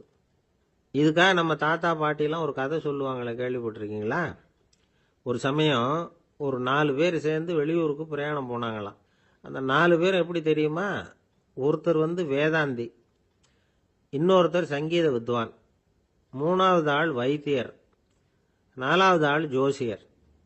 இவங்க 4 பேரும் நண்பர்கள். அதனால சேர்ந்து புறப்பட்டாங்க. வழியில் ஒரு ஊரில் தங்கினாங்க. இருட்டி போச்சு. அதனால் இன்றைக்கி ராத்திரி இங்கேயே தங்கி இருந்துட்டு நாளைக்கு புறப்படலாம் அப்படின்னு தீர்மானம் பண்ணாங்க. சாப்பாட்டுக்கு என்ன பண்ணுறது? அங்கேயே கடத்தெருவுக்கு போய் சாமான்லாம் வாங்கியாந்து சமைச்சு சாப்பிட்லாம்னு முடிவு பண்ணாங்க. 4 பேர் இருக்கிறதுனால ஆளுக்கு ஒரு காரியமாக செய்யலாம் அப்படின்னு வேலையை பிரிச்சுக்கிட்டாங்க. வைத்தியர் கரிகாய் வாங்க போனார், வேதாந்தி எண்ணெய் வாங்க போனார், ஜோசியர் பலசரக்கு வாங்க போனார், சங்கீத வித்வானுக்கு சமைக்கிற வேலை. எல்லாம் சரி, ஆனால் நடந்தது என்ன தெரியுமா? கடைத்தருவுக்கு காய்கறி வாங்க போனார்ல வைத்தியர், அங்கே போய் மார்க்கெட்டில் பார்த்தார். ஒவ்வொரு கறிகாயாக எடுத்து பார்த்தார். இது பித்தம், உடம்புக்கு ஒத்துக்காது, இது வாயு, உடம்பு ஒத்துக்காது அப்படின்னு ஒவ்வொன்றா தள்ளினார். கடைசியில் ஒன்றுமே தேரல, வெறுங்கையோடு திரும்பி வந்துகிட்டு இருக்கிறார். எண்ணெய் வாங்க போனார வேதாந்தி, அவர் ஒரு தொன்னையில் எண்ணெயை வாங்கினார். பேசாமல் அதை எடுத்துகிட்டு வர வேண்டியது தானே, முடியல. அவருடைய வேதாந்த மூளை சிந்திக்க ஆரம்பிச்சுட்டுது. இந்த தொன்னைக்கு எண்ணெய் ஆதாரமா அல்லது எண்ணெய்க்கு தொன்னை ஆதாரமா அப்படிங்கிற ஆராய்ச்சியில் இறங்கினார். என்னாச்சு தெரியுமா? அப்படி கவுத்து பார்த்தார். வாங்கின எண்ணெய் பூராவையும் வழியில் கொட்டிவிட்டு வெறும் தொன்னையோடு சேர்ந்தார். பலசரக்கு வாங்க போனார் ஜோசியர். அவர் ஒரு வழியில் பார்த்தாரு. வழியில் வந்தவங்களெல்லாம் அங்கங்கே ஒரு மரத்தடியில் உட்கார வச்சு அவங்களுக்கெல்லாம் ஆர்வம் சொல்ல ஆரம்பிச்சிட்டார். அப்படி ஒவ்வொருத்தராக சொல்லி முடிச்சுட்டு கடத்தருக்கு போய் சேர்ந்தார். இவர் அங்கே போய் சேர்றதுக்குள்ளே ரொம்ப நேரம் ஆகிட்டுது. கடையெல்லாம் பூட்டிவிட்டு போயிட்டாங்க. என்ன செய்யறது? அவரும் வெறுங்கையோட திரும்பி சேர்ந்தார். சரி, இவங்க கதை தான் இப்படி ஆச்சு. அங்கே சமைக்கிறதுக்காக உட்காந்துருந்தார் சங்கீத வித்வான். அவரு கதை என்னாச்சு தெரியுமா? அங்கே அவர் அடுப்பை பற்ற வச்சு ஒலையை கொதிக்க வச்சார். அதாவது ஒரு பானையில் தண்ணியை ஊற்றி அடுப்பில் வச்சார். அது கொதிக்க ஆரம்பிச்சுது. தண்ணி கொதிக்கிற சத்தம் இருக்குதுல்ல, அது இவருக்கு தாளம் போடுறது மாதிரி இருந்தது. ஒரே குஷி, பாட ஆரம்பிச்சுட்டார். பாடிக்கிட்டே உற்சாகமாக கையில் இருந்த கரண்டியால் அந்த பானையில் தட்டினார், தாளம் போடுறதா நினச்சிக்கிட்டு. அவ்வளவுதான், பானை பட்டுன்னு உடஞ்சி போச்சு. தலையில் கை வச்சுக்கிட்டு அவரும் உட்காந்துட்டார். எந்த தொழில் தெரிஞ்சாலும் சரி, அதை புத்திசாலித்தனமாக பயன்படுத்த தெரியலன்னா ஆபத்து தான். அதுக்காக தான் இந்த கதை. ஒரு பஸ்ஸு டிரைவர் ரொம்ப கெட்டிக்காரரு. பஸ்ஸை ரொம்ப திறமையாக ஆபத்து இல்லாமல் ஓட்டினதுக்காக பரிசுலாம் வாங்கினவர். அவரே ஒரு படகு ஓட்டுறதுக்காக அழைச்சிட்டு போயிருக்கிறாங்க, மோட்டார் படகு. அதையும் ரொம்ப திறமையாக தான் ஓட்டிட்டு போயிருக்கிறாரு. நடுக்கடலில் போனதும் படகு நின்று போச்சு. மோட்டாரில் ஏதோ கோளாறு. என்ன செய்யலாம் அப்படின்னு அந்த டிரைவரை கேட்டிருக்கிறாங்க படகுல இருந்தவங்கெல்லாம். அப்போ அவர் சொன்னாராம், கவலைப்படாதீங்க, ஒன்றும் பிரச்சனை இல்லை, எல்லாரும் கொஞ்சம் கீழே இறங்கி பின்னாடி தள்ளுங்க, மோட்டார் ஸ்டார்ட் ஆகிடும் அப்படின்னாராம். ஒரு காலத்தில் பிரஷ்யா அப்படின்னு ஒரு தேசம் இருந்தது. இப்போ ஜெர்மனி இருக்குல்ல, இதோட பெரும்பகுதி ஒரு காலத்தில் பிரஷ்யாங்கிற பேரில் இருந்தது. அப்போ அதுக்கு அரசராக இருந்தவர் மகா ஃப்ரெடரிக், அதாவது ஃப்ரெடரிக் தி கிரேட் அப்படின்னு சொல்லுவாங்க. அந்த ராஜாவுக்கு ஒரு சந்தேகம், நாம் பல வகையான வரிகளை விதித்து வசூல் பண்ணுறோம், அப்படி பண்ணி வருமானம் குறைஞ்சிக்கிட்டே போகுதே, இதுக்கு என்ன காரணமாக இருக்கும்? இதுதான் அவருக்கு ஏற்பட்ட சந்தேகம். ஒரு சமயம் அந்த அரசர் தம்முடைய அமைச்சர்களையும் பிரபுக்களையும் தளபதிகளையும் கூப்பிட்டு ஒரு விருந்து வச்சார். விருந்து முடிஞ்சதும் அவங்கள பார்த்து இந்த சந்தேகத்தை கேட்டார். வரிகள் அதிகமாக விதித்து வருமானம் குறையறதுக்கு என்ன காரணம் அப்படின்னு கேட்டார். பல பேருக்கு இதுக்கு சரியாக பதில் சொல்ல தெரியல. அனுபவசாலியான ஒரு தளபதி எழுந்திருச்சார். அரசே, அது எப்படிங்கிறத இப்போ உங்களுக்கு காட்டுறேன்னார். உடனே ஒரு பெரிய பனிக்கட்டி ஒன்றை தன்னுடைய கையில் எடுத்தார். அதை அப்படியும் எப்படியும் திருப்பி பார்த்தார். அப்புறம் அடுத்தவர்கிட்ட கொடுத்தார். அவர் அதை அப்படியும் இப்படியும் திருப்பி பார்த்துட்டு அடுத்தபடியாக இருந்தவர்கிட்ட கொடுத்தார். இப்படியே இதை ஒவ்வொருத்தராக பார்த்துட்டு ஒவ்வொரு கையாக மாறி கடைசியில் மன்னர் கைக்கு போய் சேர்ந்தது. மன்னர் கைக்கு அந்த பனிக்கட்டி போய் சேர்ந்தப்போ அது கொஞ்சம் கொஞ்சமாக உருகி ஒரு பட்டாணி கடலை சைஸுக்கு ஆயிட்டுது. மன்னர் யோசனை பண்ணார், வரி அதிகமாக போட்டாலும் வந்து சேர்றது குறைவாக இருக்கிறதுக்கு என்ன காரணம் அப்படிங்கிறது அவருக்கு புரிஞ்சு போச்சு. காலம்தான் மாறிட்டு இருக்கே தவிர இந்த கையூட்டு வாங்குற பழக்கம் மாறினதாக தெரியல. இன்னொரு ராஜா இருந்தார். அவர் தன்னுடைய ராஜாங்கத்தில் லஞ்ச ஊழலே சுத்தமாக இருக்கக்கூடாது அப்படின்னு நினைச்சார். அவர்கிட்ட பல்வேறு துறைகளுக்கும் பொறுப்பாக இருந்த பல பேரும் ரொம்ப சுத்தமாகவும் நேர்மையாகவும் இருந்தாங்க. ஒரே ஒருத்தர் மட்டும் எல்லார்கிட்டையும் லஞ்சம் வாங்கிட்டே இருந்தார். அவரை வேற வேற துறைகளுக்கு மாற்றி பார்த்தாரு. அந்த ராஜா என்னென்னமோ பண்ணி பார்க்குறாரு. எந்த வேலையை கொடுத்தாலும் அதுலேயும் லஞ்சம் வாங்கிறதுக்கு ஒரு வழியை உண்டு பண்ணிக்குவார் அந்த ஆள். ராஜாவுக்கு இது ஒரு பெரிய தலைவலியாக போட்டுது. இவர் என்ன பண்ணுறது, இவருக்கு என்ன வேலையை கொடுக்கறது, கொஞ்சம் கூட லஞ்சம் வாங்கிறதுக்கு சான்ஸே இல்லாத ஒரு வேலையை கொடுக்கணும் அப்படின்னு திட்டம் போட்டார். ஒரு நாள் அவருக்கு அந்த உத்தரவும் போட்டுட்டார். அதாவது அவருக்கு என்ன வேலைன்னா, கடற்கரையில் தான் அவருக்கு ஆஃபீஸ். அங்கேயே இருந்துக்க வேண்டியது. தினமும் எத்தனை கடல் அலை கரையில் வந்து மோதுது அப்படிங்கிறத கணக்கெடுத்து ராஜாவுக்கு தெரிவிக்க வேண்டியது. இதுதான் அவருக்கு வேலை. பேசாமல் அலையை எண்ணிட்டு உட்காந்துருக்கிட்டோம், அப்போவாவது அவர் லஞ்சம் வாங்குற சந்தர்ப்பம் இல்லாமல் போயிடும் அவருக்கு அப்படின்னு நினைச்சார் ராஜா. இந்த ஆள் கடற்கரைக்கு போய் டியூட்டியில் ஜாயின் பண்ணிட்டார். ஒரே மாசத்துல அங்கே சொந்தமாக ஒரு பிரம்மாண்டமான மாளிகை கட்டி விட்டாரு. ராஜாவுக்கு இது பெரிய ஆச்சரியமாக போச்சு. அலையை என்ற வேலையில் அந்த ஆள் எப்படி பணம் சம்பாதிச்சார் அப்படின்னு விசாரித்து பார்த்தார் அக்கம் பக்கத்தில். அந்த ஆள் என்ன பண்ணியிருக்கிறாருன்னா, கடற்கரையில் போய் பொறுப்பை ஏற்றுக்கிட்ட உடனே அங்கே இருந்த மீனவர்கள்கிட்ட எல்லாம் இந்த கரையில் வந்து ஒரு நாளில் வந்து மோதுற அலைகள் எத்தனை அப்படின்னு கேட்டிருக்காரு. அது எப்படிங்க தெரியும்னு இருக்காங்க அவங்க. தினமும் அந்த எண்ணிக்கை தெரியணும். நம்ம ராஜாவுக்கு தினமும் அறிக்கை அனுப்பணும், டெய்லி ரிப்போர்ட்டு. தவறுனா நீங்கள் இந்த கடலில் போய் மீன் பிடிக்கிறதுக்கு ராஜாவோட அனுமதி கிடைக்காது அப்படின்ட்டுருக்காரு. உடனே மீனவர்களும் பயந்து போட்டாங்க. கடலுக்கு போகிறதுக்கு அனுமதி இல்லைன்னா பட்டினி கிடக்கிறது மாதிரி ஆகிடுமே. மெதுவாக அந்த ஆளுகிட்ட போனாங்க, காதோட காதாக சொன்னாங்க, ஐயா, எங்களால் வந்து கடல் அலையை வந்து எண்ண முடியாது. தினமும் எங்களால் முடிஞ்சதை உங்களுக்கு பணமாக கொடுத்துட்றோம். நீங்கள் தான் ராஜா கிட்ட சிபாரிசு பண்ணி நாங்கள் தொடர்ந்து மீன் பிடிக்கிறதுக்கு அனுமதி வாங்கி கொடுக்கணும் அப்படின்னு வேண்டிக்கிட்டாங்க. பணம் தினமும் வந்து சேர ஆரம்பிச்சுட்டுது. பதவியில் மற்ற பதவியோட இந்த பதவி எவ்வளவோ மேல் அப்படின்னு நினச்சிட்டோம் அந்த ஆள். அது மட்டும் இல்லை, தயவு பண்ணி என்னை இந்த இடத்த விட்டு மாற்றி விடாதீங்க சார் அப்படின்னு வேற கேட்க ஆரம்பிச்சிட்டானா. ஊரில் ஒரு சிற்பி இருந்தார். சிற்பின்னா அவர் ரொம்ப திறமை உள்ளவர்.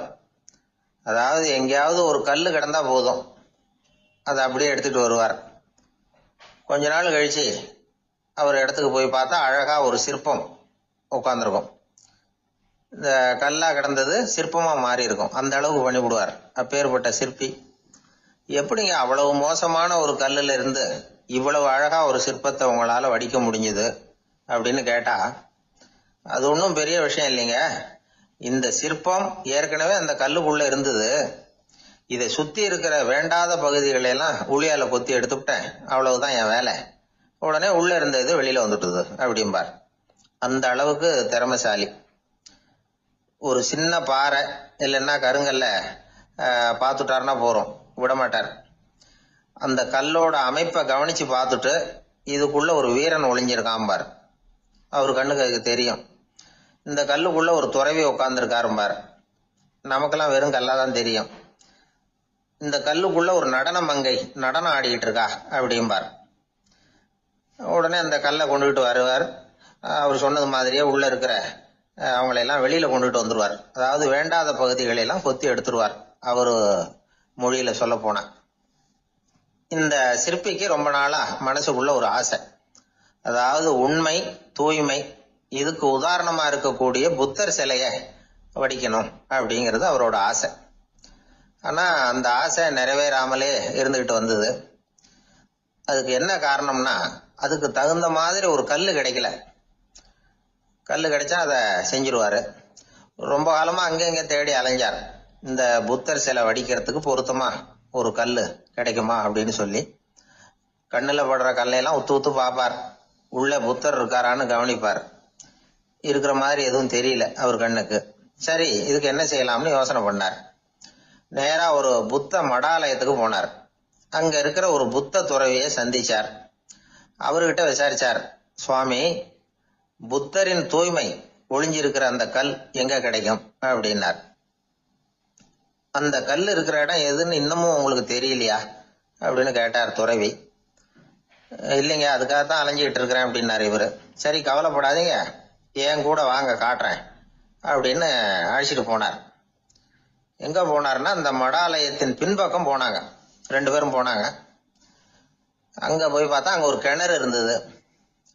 என்ன அது, நாம கேட்டது கல்லு, இவர் அழைச்சிட்டு வந்து காட்டுறது கிணறு அப்படின்னு இவருக்கு சந்தேகம். ஒரு மாதிரியா பார்த்தார். அவரு சொன்னார், துறவி எட்டி பாருங்க உள்ள அப்படின்னாரு. கிணறுக்குள்ள என்ன இருக்கும்னு இவருக்கு தெரியாதா, இருந்தாலும் அவர் சொல்றாரு அப்படின்னு சொல்லி எட்டி பார்த்தார். பார்த்தா அதுல தண்ணி இருந்தது. அந்த தண்ணியில தன்னோட உருவம் தெரிஞ்சுது. இப்ப அந்த புத்த ஞானி சொன்னார், துறவியாரே, புத்தரை நாம தான் ஒளிச்சு வச்சிருக்கிறோம், நமக்குள்ளதான் அவர் மறைஞ்சிருக்கிறார். அவரை அடையாளம் தெரியாதபடி மூடி இருக்கிறது எது தெரியுமா? நம்ம கிட்ட இருக்கிற கோபம், போலித்தனம், பதட்டம், ஆசை, இதெல்லாம் தான். அறிவு அப்படிங்கிற ஒளியால அதையெல்லாம் செதுக்கி எடுத்துட்டோம்னா அந்த அழகான புத்தர் வெளியில வந்துருவார் அப்படின்னு சொன்னார் துறவி. அதனால நமக்குள்ள இருக்கிற நம்மள நமக்கே அடையாளம் தெரியல அப்படிங்கிறது தான் உண்மை. இந்த உண்மையான மனிதன் உள்ளே இருக்கிறான். இவரு கல்லை பார்த்துட்டு உள்ள யார் இருக்காங்கிறது அவருக்கு தெரிஞ்சது சிற்பிக்கு. ஆனா உண்மையான புத்தர் எங்க இருக்காருங்கிறத அவரால் அடையாளம் கண்டுபிடிக்க முடியல. அப்படிதான் பல பேர் இன்னைக்கு இருந்துகிட்டு இருக்கிறோம். ஒரு அப்பா தன்னுடைய பிள்ளைக்கு புத்தி சொன்னார், அதோ பாருப்பா, மனசுதான் கல்லு, அறிவு தான் உளி. உன்னுடைய மனசுங்கிற கல்லை அறிவுங்கிற ஒளியால செதுக்கி அழகான மனிதனா நீ வெளியில வரணும்னார். அதுக்காக தான்ப்பா தேடிட்டு இருக்கேன்னா அவன். மனசுங்கிற கல்லை தேடிக்கிட்டு இருக்கிறியா அப்படின்னு கேட்டார். இல்லப்பா, அறிவுங்கிற ஒளி எங்க இருக்குன்னு தெரியல எனக்கு, அதை தான் தேடிக்கிட்டு இருக்கிறேன் அப்படின்னு நானா. அதனால அறிவை தேடிக்கிட்டு இருக்கிறவன் என்னைக்கு உண்மையை கண்டுபிடிக்க போறான்? அதையே கண்டுபிடிக்க முடியலங்கும் பொழுது. அதனால நாம் யார் அப்படிங்கறது நமக்கு அடையாளம் தெரியணும். அந்த அடையாளம் தெரிஞ்சுட்டா வாழ்க்கையில வெற்றி நிச்சயம். ஆளை கண்டா ஏன் இப்படி முகத்தை திருப்பிக்கிட்டு வர்றீங்க அப்படின்னு கேட்டார் ஒருத்தர் நண்பர்கிட்ட. எலெக்ஷன்ல அவன் எதிர்த்து நின்னவன் சார், என்ன அவன்கிட்ட நமக்கு என்ன பேச்சுவார்த்தை அப்படின்னாராம் ரொம்ப கோபமா இவர். சரி, அந்த ஆள் யாருன்னு கேட்டேன். என் கூட பிறந்த தம்பி தான் சார் அப்படின்னார் அந்த கோபம் குறையாமல். அதாவது நம்ம ஊர் நிலவரம் இப்படி. அதாவது அண்ணனும் தம்பியும் எதிர்த்து நிற்பாங்க தேர்தலில், ஒருத்தர் கண்டா பேசிக்கிறது இல்லை. ஆனா இங்கிலாந்துல எப்படி தெரியுமா, அங்க ஒரே மேடையில போட்டி போடுற 2 வேட்பாளர்களும் பேசுவாங்களாம், பட்டிமன்றம் மாதிரி. ஒருத்தர் முதல்ல எழுந்திருப்பார், நான் இந்த தேர்தலில் வெற்றி பெற்றால் என்னென்ன செய்வேன் அப்படின்னு சொல்லிவிட்டு உட்காருவார். அதுக்கப்புறம் அடுத்தவர் எழுந்திருப்பார், அவரு சொல்லுவார், நான் வெற்றி பெற்றா இந்த மக்களுக்கு என்னென்ன செய்வேன், இந்த நாட்டுக்கு என்னென்ன செய்வேன் அப்படிங்கறத சொல்லிவிட்டு உட்காருவார். 2 பேரும் ஒரே மேடையில பேசுவாங்க. மக்கள் 2 பேர் பேச்சையும் கேட்டுக்கிட்டு ஒரு முடிவுக்கு வருவாங்க. இதுதான் அங்க உள்ள பழக்கம். இங்க அப்படி இல்லை. இங்க ஒருத்தர் பார்த்தாவே முகத்தை திருப்பிக்கிறது. ஒரு தடவை இது மாதிரி ஒரு கூட்டம் நடந்துகிட்டு இருக்கு. அங்க வெளிநாட்டுல தான். நேரத்துக்கு சரியா ஒரு வேட்பாளர் வந்து சேரல. இது இங்கிலாந்துல நடந்த நிகழ்ச்சி. அப்புறம் என்னாச்சுன்னா, ஒருத்தர் வந்துட்டாரு, இன்னொருத்தர் வந்து சேரல. அப்புறம் உடனே அந்த ஒருத்தர் வந்தவர் பேச ஆரம்பிச்சிட்டார். அதாவது அந்த இன்னொருத்தர் சார்பாவே பேசிட்டாராம். அதாவது அவர் வரல, நான் அவரு சார்பா வந்து நான் பேசிடுறேன். அதாவது அவர் ஜெயிச்சுட்டா அவர் என்னென்ன செய்வார் இந்த நாட்டுக்கு அப்படின்னு சொல்லி அவர் பக்கத்துல உள்ள நியாயத்தை எடுத்து இவரே சொல்லிட்டாராம். இப்படிலாம் அங்க நடந்துதான். இது எப்பேற்பட்ட தேர்தல் பண்பாடு பாருங்க. அதனால இன்னொரு விஷயம், இப்ப இங்கிலாந்துல எல்லாம் ஓட்டு கேட்கறப்ப வெற்றியா தோல்வியாங்கிறத ஓரளவுக்கு யூகிச்சு விடலாமா. இப்போ ஒரு வேட்பாளர் ஒரு வீட்டுக்கு முன்னாடி போய் நின்று எனக்கு ஓட்டு போடுங்கன்னு கேட்கறாருன்னு வச்சுங்களேன். அதுக்கு என்ன பார்த்து செய்யறோம், போயிட்டு வாங்க அப்படின்னு சில வீடுகள்ல வாசல்ல நின்னே சொல்லி அனுப்பிச்சிருவாங்களாம். வேற சில வீடுகள்ல எப்படின்னா வேட்பாளரை வீட்டுக்குள்ள கூப்பிட்டு காபி சாப்பிட சொல்லி உபசரிச்சு அதுக்கப்புறம் அனுப்பி வைக்கிறது வழக்கமா. இதுல எந்த வீட்டு ஓட்டு நிச்சயம் தெரியுமா? வாசல்ல நின்னே வழி அனுப்பி வச்சுடுறாங்க பாருங்க, அவங்க ஓட்டு நிச்சயம். உள்ள கூப்பிட்டு காப்பி கொடுத்து அனுப்புறாங்க பாருங்க, அவங்க ஓட்டு நிச்சயம் இல்லையா. சரி, அப்புறம் ஏன் அந்த உபசரிப்பு அப்படின்னு கேட்டா அதுக்கு ஒரு காரணத்தை சொல்றாங்க. அதாவது அது ஒரு அனுதாபத்தை தெரிவிக்கிற முறையா. ஐயோ பாவம், நாம இவருக்கு ஓட்டு தான் போட போறதில்ல, இதையாவது செய்வோம், காப்பியாவது சாப்பிட்டு போகட்டும் அப்படிங்கிற எண்ணமா. இப்படி அந்த ஒரு பழக்கம். ஆக அந்த ஊர்ல நிறைய காப்பி சாப்பிடணும்னு ஒருத்தர் ஆசைப்பட்டா தேர்தலில் தோத்து போறதுக்கு தயாரா இருக்கணும். ஒரு சமயம் ஒரு ஊர்ல தேர்தல் நடந்துதான். ஒரு தொகுதியில நின்று தோத்து போன ஒருத்தர் கையில ஒரு துப்பாக்கியோட ஊருக்குள்ள சுத்திக்கிட்டு இருந்தாராம். ஒரு போலீஸ்காரர் அவரை பார்த்துட்டு சந்தேகப்பட்டிருக்கார். அதனால அவரை தடுத்து நிறுத்தி என்ன இது துப்பாக்கியோட சுத்துறீங்களேன்னு விசாரிச்சிருக்கார். இதுக்கு அவர் சொன்னாராம், சார், இந்த தொகுதியில மொத்தம் 1,00,000 வாக்காளர்கள், அதுல எனக்கு 10,000 பேர் மட்டும்தான் எனக்கு ஓட்டு போட்டிருக்கிறாங்க. அப்படின்னா எனக்கு வேண்டாதவங்க இந்த தொகுதியில 90,000 பேர் இருக்கிறாங்கன்னு அர்த்தம். இப்படி ஒரு சூழ்நிலையில நான் என்னுடைய பாதுகாப்புக்கு ஆயுதம் இல்லாம நடமாடலாமா அப்படின்னு கேட்டாராம். எவ்வளவு எச்சரிக்கை பாருங்க. நம்ம ஊர்ல சில பேர் ஓட்டு கேட்கிற விதமே தனி. ஒருத்தர் ரொம்ப சாமர்த்தியமா ஓட்டு கேட்பாராம். அவர் எப்படின்னா, ஒரு வீட்டுக்கு போறாருன்னு வச்சுங்களேன், அந்த நேரம் அந்த வீட்டுக்காரரு என்ன செஞ்சுக்கிட்டு இருக்கிறாரோ அதே வேலையை இவரும் கொஞ்ச நேரம் செய்வாராம், அவருக்கு ஒத்தாசையா. அதுக்கப்புறம் மெதுவா பேச்சு கொடுப்பார், ஓட்டு கேட்பார், இது மாதிரி எலெக்ஷன்ல நிக்கிறேன் கவனிக்கணும்னு. அது மாதிரி ஒரு தடவை அவர் போனப்ப அங்க வந்து அவர் என்ன பண்ணிட்டு இருக்காரு, வீட்டுக்கு பின்னாடி மாட்டு கொட்டையில பால் கறந்துகிட்டு இருக்காரு ஒரு பசுமாட்டுக்கிட்ட. அந்த வீட்டுல இவர் ஓட்டு கேட்க போனவர் இவர் ஓடி போய் இன்னொரு சொம்பை எடுத்துக்கிட்டு அதே மாட்டுக்கு இன்னொரு பக்கம் போய் உட்காந்துக்கிட்டு இவரும் பால் கறக்க ஆரம்பிச்சிட்டார். எதிர உட்காந்துட்டு இருக்காரு அவரு, இவர் இந்த பக்கம் உட்காந்துருக்காரு. கீழே கொஞ்சம் குனிஞ்சு பார்த்தா ஒருத்தர் முகத்தை ஒருத்தர் பார்க்கலாம். கொஞ்ச நேரம் ஆனதுக்கு அப்புறம் இவர் மெதுவா அவர்கிட்ட பேச்சு கொடுத்தாராம். இது மாதிரி நான் எலெக்ஷன்ல நிக்கிறேன், நீங்க ஓட்டு போடணும், அதுக்காக தான் வந்தேன்னாராம். அது முடியாதுங்களேன்னாராம் அவரு. ஏன்னு கேட்டிருக்கார். நான் இந்த வீட்டுக்காரன் இல்ல, நானும் உன்ன மாதிரி ஓட்டு கேட்க வந்தவன் தான் அப்படின்னு. ஜெருசலேம் அங்க உள்ள ஒரு தேவாலயம், அதுல உள்ள பலிபீடத்தின் முன்னாடி ஒரு பெட்டி உண்டு. அது காணிக்கை பெட்டி. ஆலயத்துக்கு வர்றவங்க பிரார்த்தனை பண்ணிவிட்டு திரும்பி போற சமயத்துல அந்த பெட்டியில காணிக்கை போடுவாங்க. அவங்களால எவ்வளவு முடியுமோ அவ்வளவு போடுறது வழக்கம். அவங்கவுங்க வசதிக்கு தகுந்த மாதிரி போடுவாங்க. வசதி உள்ளவங்களா இருந்தாலும் சரி, வசதியே இல்லாத வறியவர்களா இருந்தாலும் சரி, ஆலய காணிக்கை பெட்டியில காசு போடுறது அவங்களுக்கு ரொம்ப பெருமையான ஒரு செயல். ஒரு சமயம் இயேசு தம்முடைய சீடர்களோடு அந்த ஆலயத்துக்கு வரார். அங்க உட்காந்து ரொம்ப நேரம் வழிபாடு பண்ணிட்டு இருக்கிறார். சீடர்களும் அந்த ஜபத்துல கலந்துகிட்டாங்க. வழிபாடு முடிஞ்சுது. இயேசு உட்கார்ந்துருக்கிறார். காணிக்கை பெட்டியில காசு போடுறவங்கள கவனிக்கிறார். சீடர்களும் அதையே கவனிச்சுக்கிட்டு இருக்கிறாங்க. ரொம்ப பேர் வரிசையா வந்தாங்க. அவங்களால முடிஞ்ச அளவுக்கு காசு போட்டுட்டு அவங்க பாட்டுக்கு போய்கிட்டு இருக்கிறாங்க. வசதியானவங்க நிறைய பேர் வந்தாங்க. அதுக்கு மத்தியில வயசான ஒரு அம்மா, அவங்களும் வந்து காசு போட்டுட்டு போறாங்க. இப்போ இயேசு தன்னுடைய சீடர்கள் பக்கம் திரும்பினார். ஒரு கேள்வி கேட்டார். இப்போ இந்த காணிக்கை பெட்டியில நிறைய பேர் வந்து காசு போட்டுட்டு போறத நீங்க கவனிச்சிங்க. இன்னைக்கு இந்த காணிக்கை பெட்டியில ரொம்பவும் அதிகமா காசு போட்டது யார் அப்படின்னு கேட்டார். முதல்ல வந்தார ஒரு பெரிய மனுஷன், அவர் தான் அதிகமா போட்டார் அப்படின்னாரு ஒருத்தர். மூணாவதா வந்தவர் தான் அதிகமா போட்டார், நான் கவனிச்சேன் அப்படின்னாரு இன்னொருத்தர். இப்படி ஆளுக்கு ஒரு விதமா சொல்றாங்க. கடைசியா இயேசு சொன்னாராம், இன்றைக்கு அந்த பெட்டியில அதிகமா காசு போட்டவங்க அந்த வயசான அம்மா தான் அப்படின்னாராம். சீடர்களுக்கு ஒன்றும் புரியல. அந்த அம்மா ரொம்பவும் ஏழையாச்சே, அவங்க எப்படி அதிகமாக காணிக்கை செலுத்த முடியும் அப்படிங்கிறது அவங்க சந்தேகம். இயேசு விளக்குனார். நிறைய பேர் வந்தாங்க, நிறையவே காசுகள் போட்டாங்க, அது உண்மைதான். ஆனால் அந்த அம்மா என்ன பண்ணாங்க கவனிச்சிங்களா? வந்தாங்க, தன்னுடைய காசு பையை திறந்தாங்க, அப்படியே கொட்டுனாங்க. அதில் இருந்தது 2 காசுகள் தான். அந்த 2 காசும் காணிக்கை பெட்டியில் விழுந்துட்டுது. மற்றவங்கள்லாம் தங்கள்கிட்ட இருந்த செல்வத்தின் ஒரு சிறு பகுதியை எடுத்து பெட்டியில் போட்டாங்க. ஆனால் இந்த அம்மா தன்கிட்ட என்ன இருந்ததோ அதை அப்படியே போட்டுட்டாங்க. தன்னுடைய பிழைப்புக்காக வச்சிருந்த அவ்வளவையும் இழக்கிறதுக்கு தயாராயிட்டாங்க. அவ்வளவு தாராள மனசு அவங்களுக்கு. அதனால அவங்க செலுத்தின காணிக்கை தான் அளவில் அதிகம் அப்படின்னார். விலை மதிப்பில்லாத முத்து புதையல் ஒருத்தனுக்கு கிடைக்க போகுதுன்னு வச்சுக்கோங்க. அதன் மதிப்பை உணர்ந்தவன் என்ன பண்ணுவான்? அதை அடையறதுக்காக தன்கிட்ட இருக்கிற எதையும் கொடுக்கறதுக்கு தயாரா இருப்பான் இல்லையா? அது மாதிரி தான் இதுவும் அப்படின்னார். உலக மதிப்பீடுகளை துரும்பா தூசியா மதிச்சு அதையெல்லாம் உதறி விடுகிறவன் இறையருள் அப்படிங்கிற இணையில்லாத செல்வத்தை பெறுகிறான் அப்படிங்கிறது இதுல உள்ள கருத்து. இறைவனுக்காக இழப்பதுன்னா துன்பப்படுகிறவர்களுக்காக, ஏழைகளுக்காக, ஏதுமற்றவர்களுக்காக இழப்பது அப்படின்னு அர்த்தம்.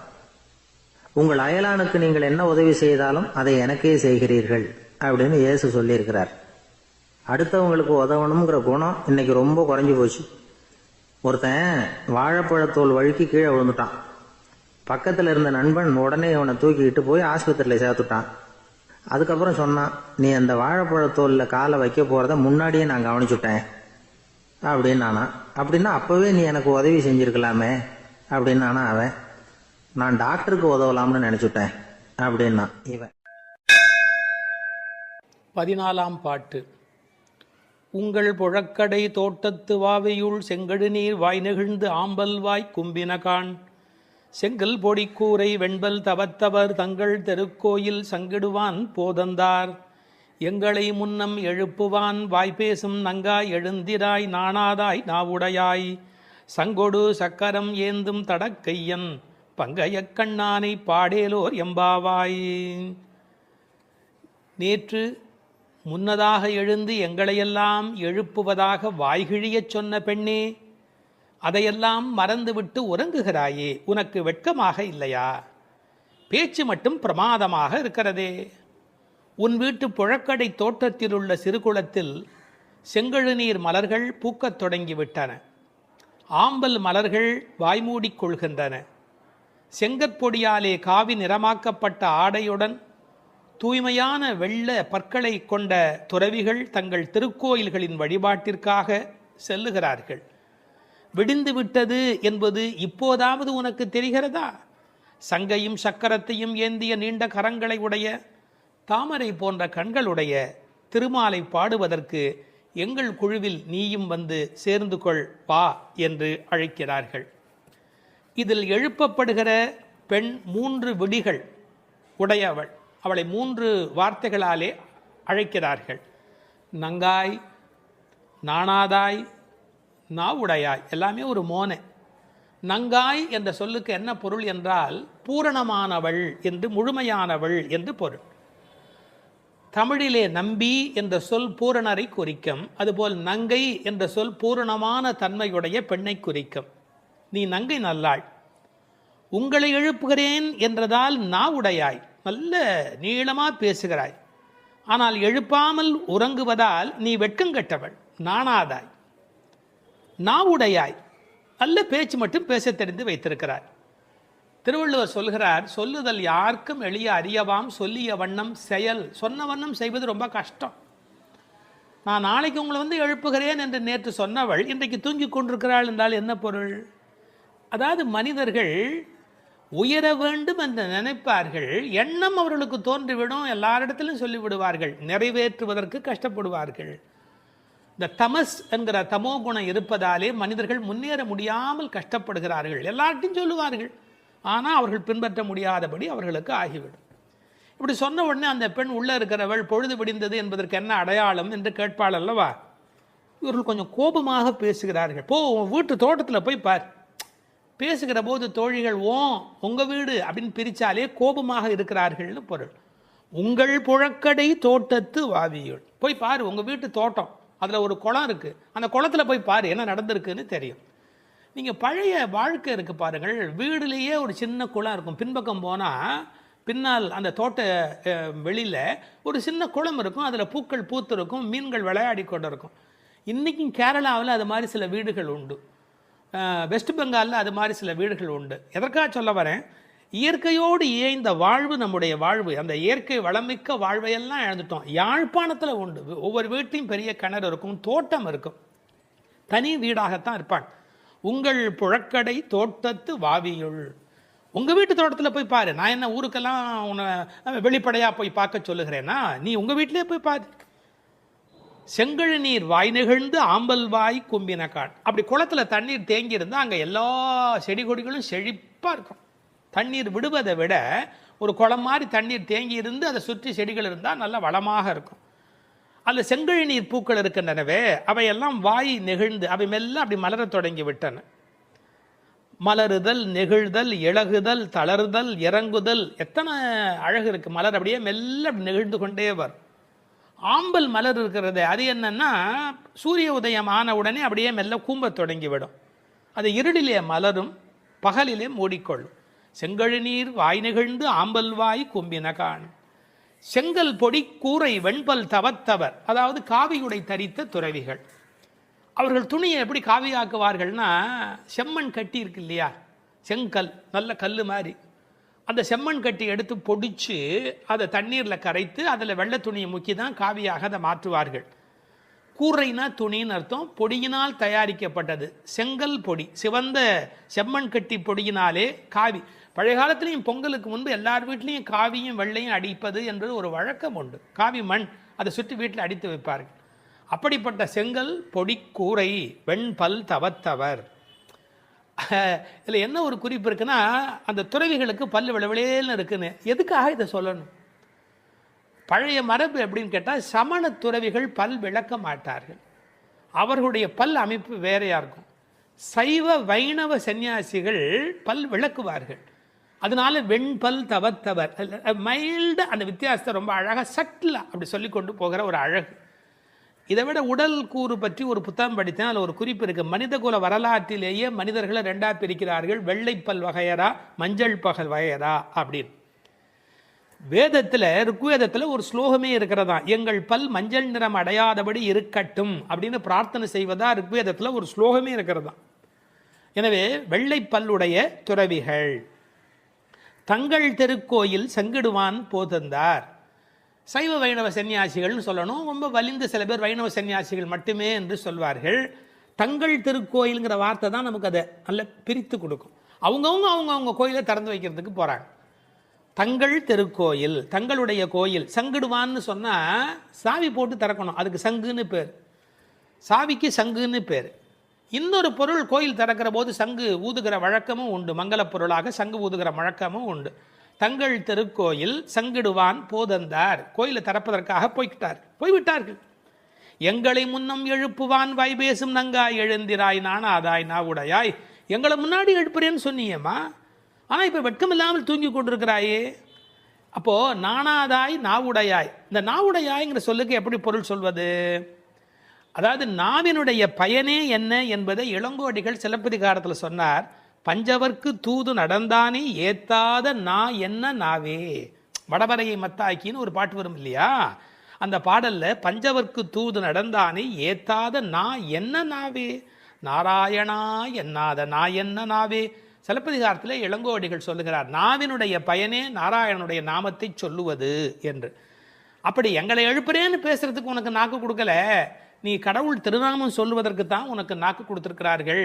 உன்னுடைய நாவை பயன்படுத்த வேண்டாத இடத்தில் பயன்படுத்திய குற்றமும், பயன்படுத்த வேண்டிய இடத்தில் பயன்படுத்தாத குற்றமுமாய் 2 குற்றங்கள் செய்து கொண்டிருக்கிறாயே, நியாயமா? சங்கொடு சக்கரம் ஏந்தும் தடக்கையன். நம்ம எப்படிப்பட்ட சங்கு கையில் ஏந்தி இருக்கிறான், அதெல்லாம் ஆழ்வார்கள் அனுபவித்திருக்கிறார்கள். சிலப்பதிகாரத்திலேருந்தே சொல்லுகிறானே, பகைவன் சங்காழியும் பால்வெண் சக்கரமும் தகைபெரு தாமரை கையில் ஏந்தி அப்படின்னு சங்கு சக்கரம் கையில் வைத்து கொண்டிருக்கிறான் ஸ்ரீமன் நாராயணன். சங்கொடு சக்கரம் ஏந்தும் தடக்கையான். தடம் தோள்னா வலிமையான, கையில் புஜ பராக்கிரமம், அவனுக்கு தோள்கள் அவ்வளோ வலிமையான தோள். அப்படிப்பட்டவன் பங்கைய கண்ணனை பாடேலோர் எம்பாவாய். அவனுடைய கண்ணழகில் ஈடுபட வேண்டாமா? தாமரை போன்ற கண்கள் உடையவன் அல்லவா பங்கைய கண்ணன், தாமரையை ஒத்த கண்களை உடையவன். பெருமாளுக்கு தாமரை கண்ணன் பல காரணத்தினால பேர். தாமரை போல் சிவந்தது அந்த யோகத்துயில் இருக்கும்போது தாம் அரைக்கண்ணன், பாதி மூடியும் பாதி திறந்தும் இருக்கக்கூடிய தாம் அரைக்கண்ணோடு விளங்குகின்றவன். பங்கைய கண்ணனை பாடேலோர் எம்பாவாய். திருப்பாணாழ்வார் அந்த பெருமாளுடைய திருக்கோலத்தை அனுபவிக்கிற போது கரியவாகி புடைபெயர்ந்து மெளிர்ந்து செவ்வரி ஓடிய நீண்ட பெரிய கண்கள், அடாடாடா அந்த கண்ணழகில் மயங்கி போய் பேசுகிறார். கரியவாகி புடை பெயர்ந்து, கண் எப்படி இருக்கணுங்கிறதுக்கான வர்ணனை பாருங்க. புடை பெயர் நல்ல அப்படி முட்டை கண் நல்ல மேலே வந்து நிற்கிறது. கரியவாகி புடை பெயர்ந்து மெளிர்ந்து, அந்த கண்ணிலேயே ஒரு ஒளி இருக்கணும், அப்படியே அதுலேருந்து ஒரு விதமான வெளிச்சம் புறப்படணும். செவ்வரி ஓடிய நீண்ட பெரிய கண்கள், அடேப்பா நீளமான கண்ணாகவும் இருக்கணும். அவ்வளவு கண்ணழகு உடையவன் எம்பெருமான். பங்கைய கண்ணனை பாடேலோர் எம்பாவாய். நம்முடைய கண்ணின் பயன் அந்த கண்ணை கண்டு மகிழ்வது, நாவின் பயன் அவன் புகழ் பேசுவது. அதையெல்லாம் விட்டுவிட்டு இப்படி தூக்கத்தில் என்ன சுகம் என்று படுத்திருக்கிறாய், எழுந்திரம்மா எழுந்திரு என்று எழுப்புவதாக இந்த திருப்பாடல் அமைந்திருக்கிறது.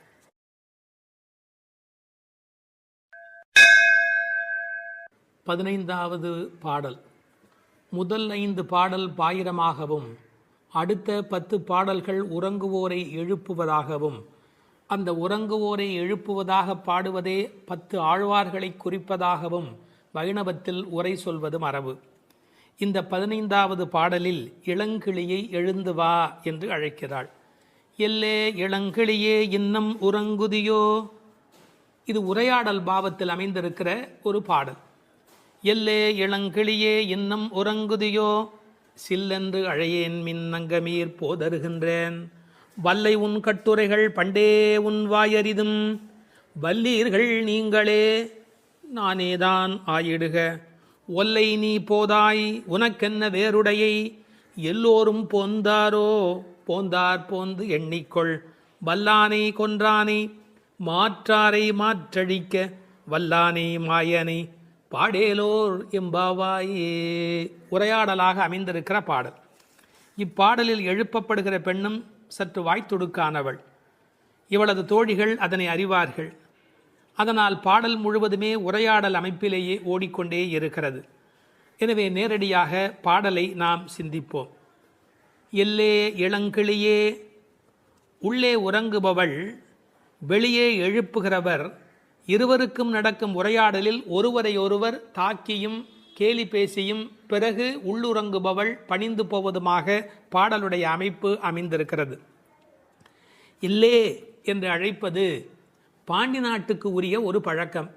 எல என்பது போல ஒரு சொல் அங்கு ஒலியாக அமைந்திருக்கிறது.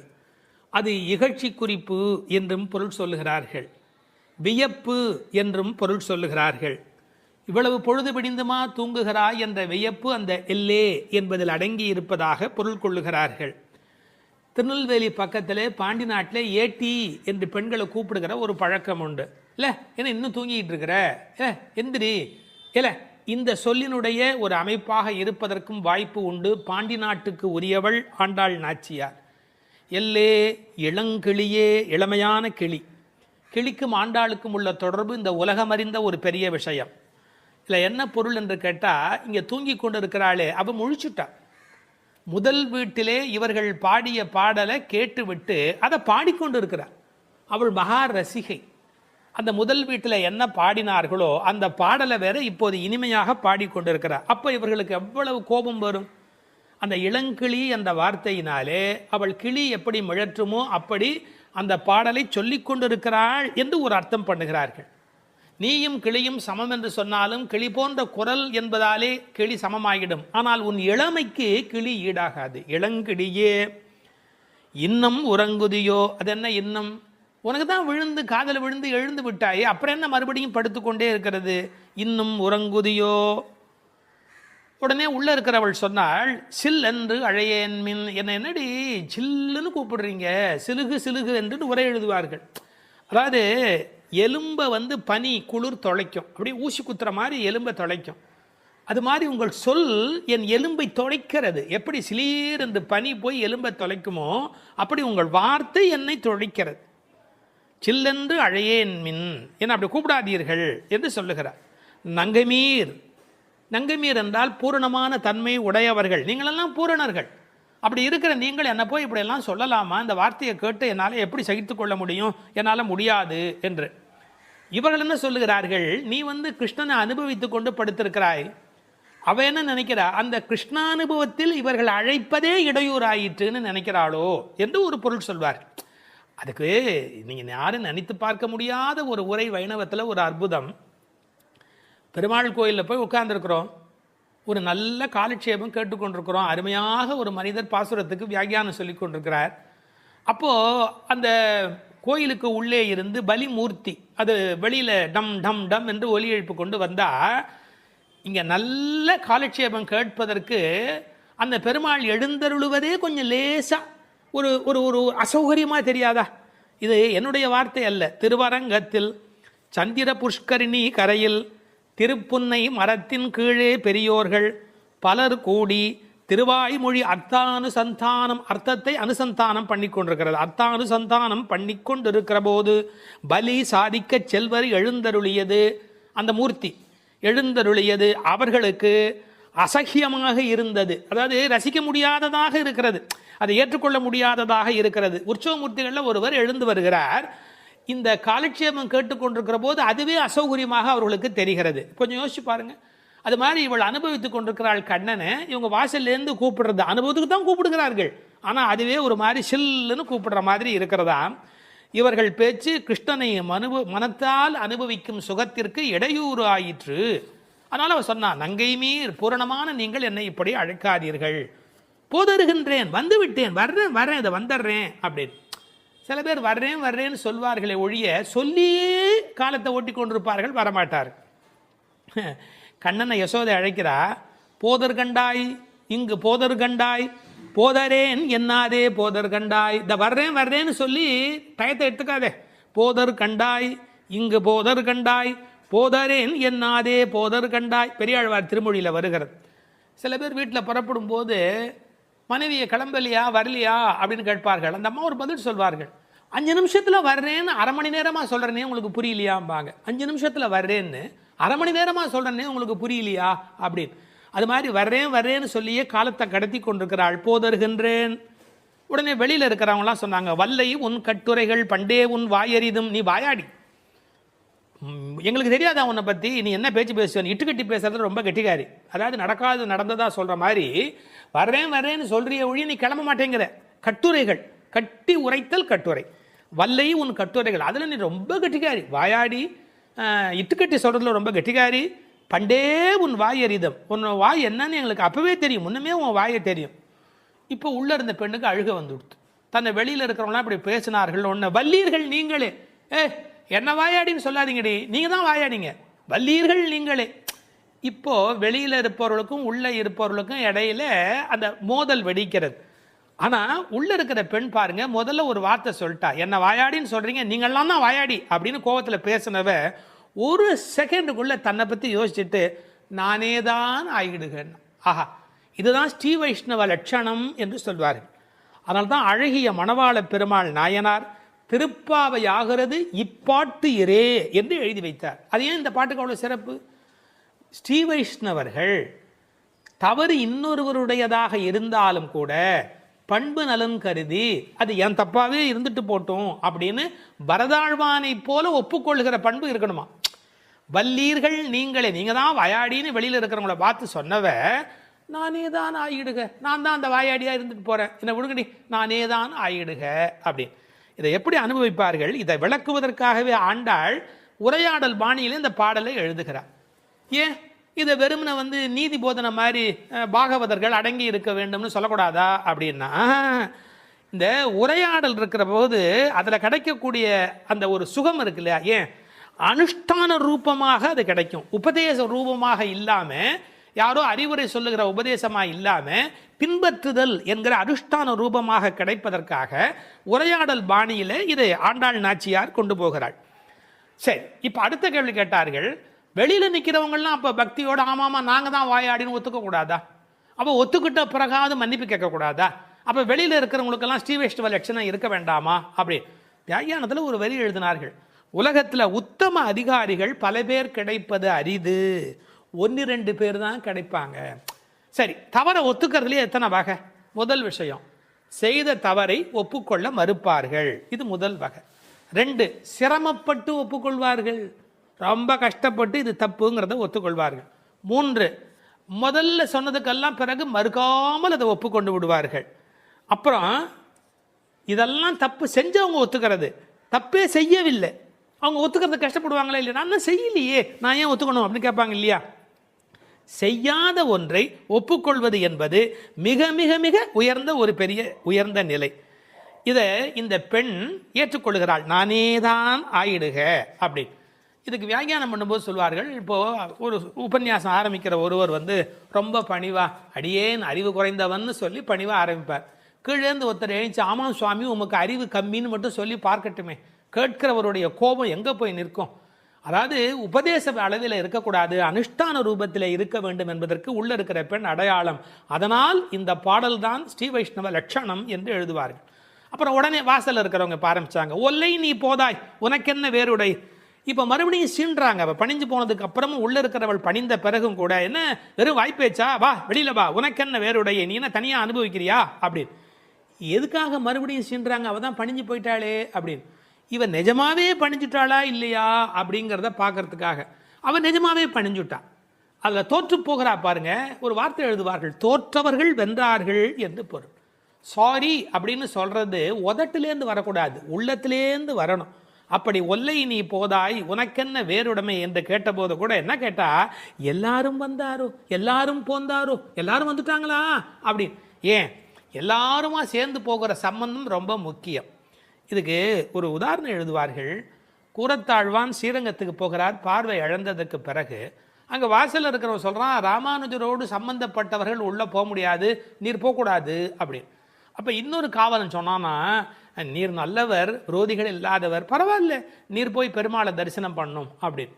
அப்போ கூரத்தாழ்வான் ஒரு வார்த்தை சொல்கிறார். என்ன சொல்கிறார்? ஆச்சாரிய சம்பந்தம் அறுத்து கொண்டு பகவத் சம்பந்தமா நமக்கு வேண்டாம். என்னுடைய ஆச்சாரியனுடைய சம்பந்தத்தை விட்டுட்டு போய் நான் பகவத் சம்பந்தம் கொண்டாடணுமா? வேண்டியதில்லை அப்படின்னு. இந்த உரையை எடுத்துக்கொண்டு எல்லோரும் போந்தாரா, எல்லாரும் வந்துட்டாங்களா, யாரும் விட்டு போலையே. உண்மையான ரிலிஜன் எங்க இருக்கு தெரியுமா? எல்லாரும் நல்லா இருக்கணும் அப்படிங்கிற கருத்தில் சமயத்தின் உண்மை லட்சணத்தை வெளிப்படுத்தினார்கள். வல்லானை கொன்றானை, வல் பிளஸ் ஆனை, மிக கொடூரமாக வந்த குவாலய பீடம் என்ற யானையை கொன்றவனை, மாற்றாரை மாற்றழிக்க வல்லானை, எதிரிகளுடைய எதிரித்தன்மையை அழிப்பவனை அல்லது எதிரிகளையே அழிப்பவனை, மாற்றாரை, மாற்றார்னா எதிரிகள், மாற்றழிக்க வல்லானை. வல்லானைனா இது ஆண்பால், முதல் வல் பிளஸ் ஆனை, அது யானையை குறிப்பது. மாயனை பாடேலோர் எம்பாவாய், மாயத்தில் வல்லவனை பாடுவோம் என்று இந்த பாடல் நிறைவு பெறுகிறது. 16ஆம் பாட்டு நாயகனை எழுப்பும் நடுநாயகமான பாட்டு. நாயகனாய் நின்ற நந்தகோபனுடைய கோயில் காப்பானே, கொடித்தோன்றும் தோரண வாயில் காப்பானே, மணிக்கதவம் தாழ்த்திரவாய், ஆயர் சிறுமியரோமுக்கு அரை பறை மாயன் மணிவண்ணன் நென்னரே வாய் நேர்ந்தான், தூயோமாய் வந்தோம் துயில் எழப்பாடுவான், வாயால் முன்னம் முன்னம் மாற்றாதே அம்மா நீ, நேய நிலைக்கதவம் நீக்கேலோர் எம்பாவாய். ஆயர்பாடியின் தலைவனாய் விளங்குகின்ற நந்தகோபரின் அரண்மனையை காவல் செய்கின்றவரே, கொடி பறக்கின்ற தோரண வாயிலை காத்து நிற்பவரே, அழகிய அரண்மனை கதவுகளை திறந்து எங்களை உள்ளே அனுமதிக்க வேண்டும். நாங்கள் ஆயர் சிறுமிகள், எங்களுக்கு நோன்புக்கு அங்கமான பறையை தருவதாக நேற்றே எங்கள் கண்ணன் வாக்களித்திருக்கிறார்.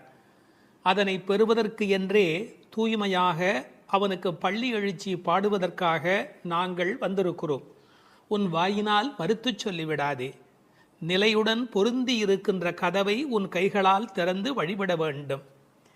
பொதுவாக முறையறிந்து செல்ல வேண்டும் என்பது விதி.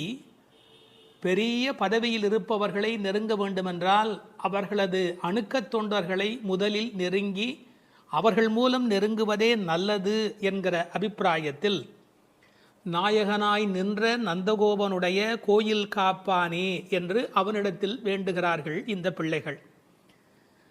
பொதுவாக நாயகனாய் என்பது கண்ணனுக்கு மட்டுமே பொருந்துகிற பதம்.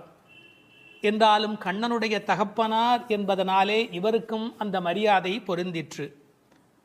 அந்த நந்தகோபனுடைய கோயில் காப்பானே என்று நேரடியாக நாம் போகலாம் என்றாலும், நந்தகோபனிடத்தில் கண்ணபெருமான் கோல்கீழ்கன்றாய் அடங்கி இருக்கின்றவன். அவனை அதட்டி ஆளுகிற பேறு பெற்றமையினாலே, உலகநாயகனை அடக்கி ஆளுகிற பேறு பெற்றமையினாலே இவனும் நாயகன். ராமாயணத்திலே சீத்தையோடு புஷ்பக விமானத்தில் ராமர் திரும்பி வருகிற காலத்தில் அயோத்தியை கைகாட்டி, இதோ என் தகப்பனாருடைய ராஜதானி என்று சொன்னதாக ஒரு வரலாறு உண்டு.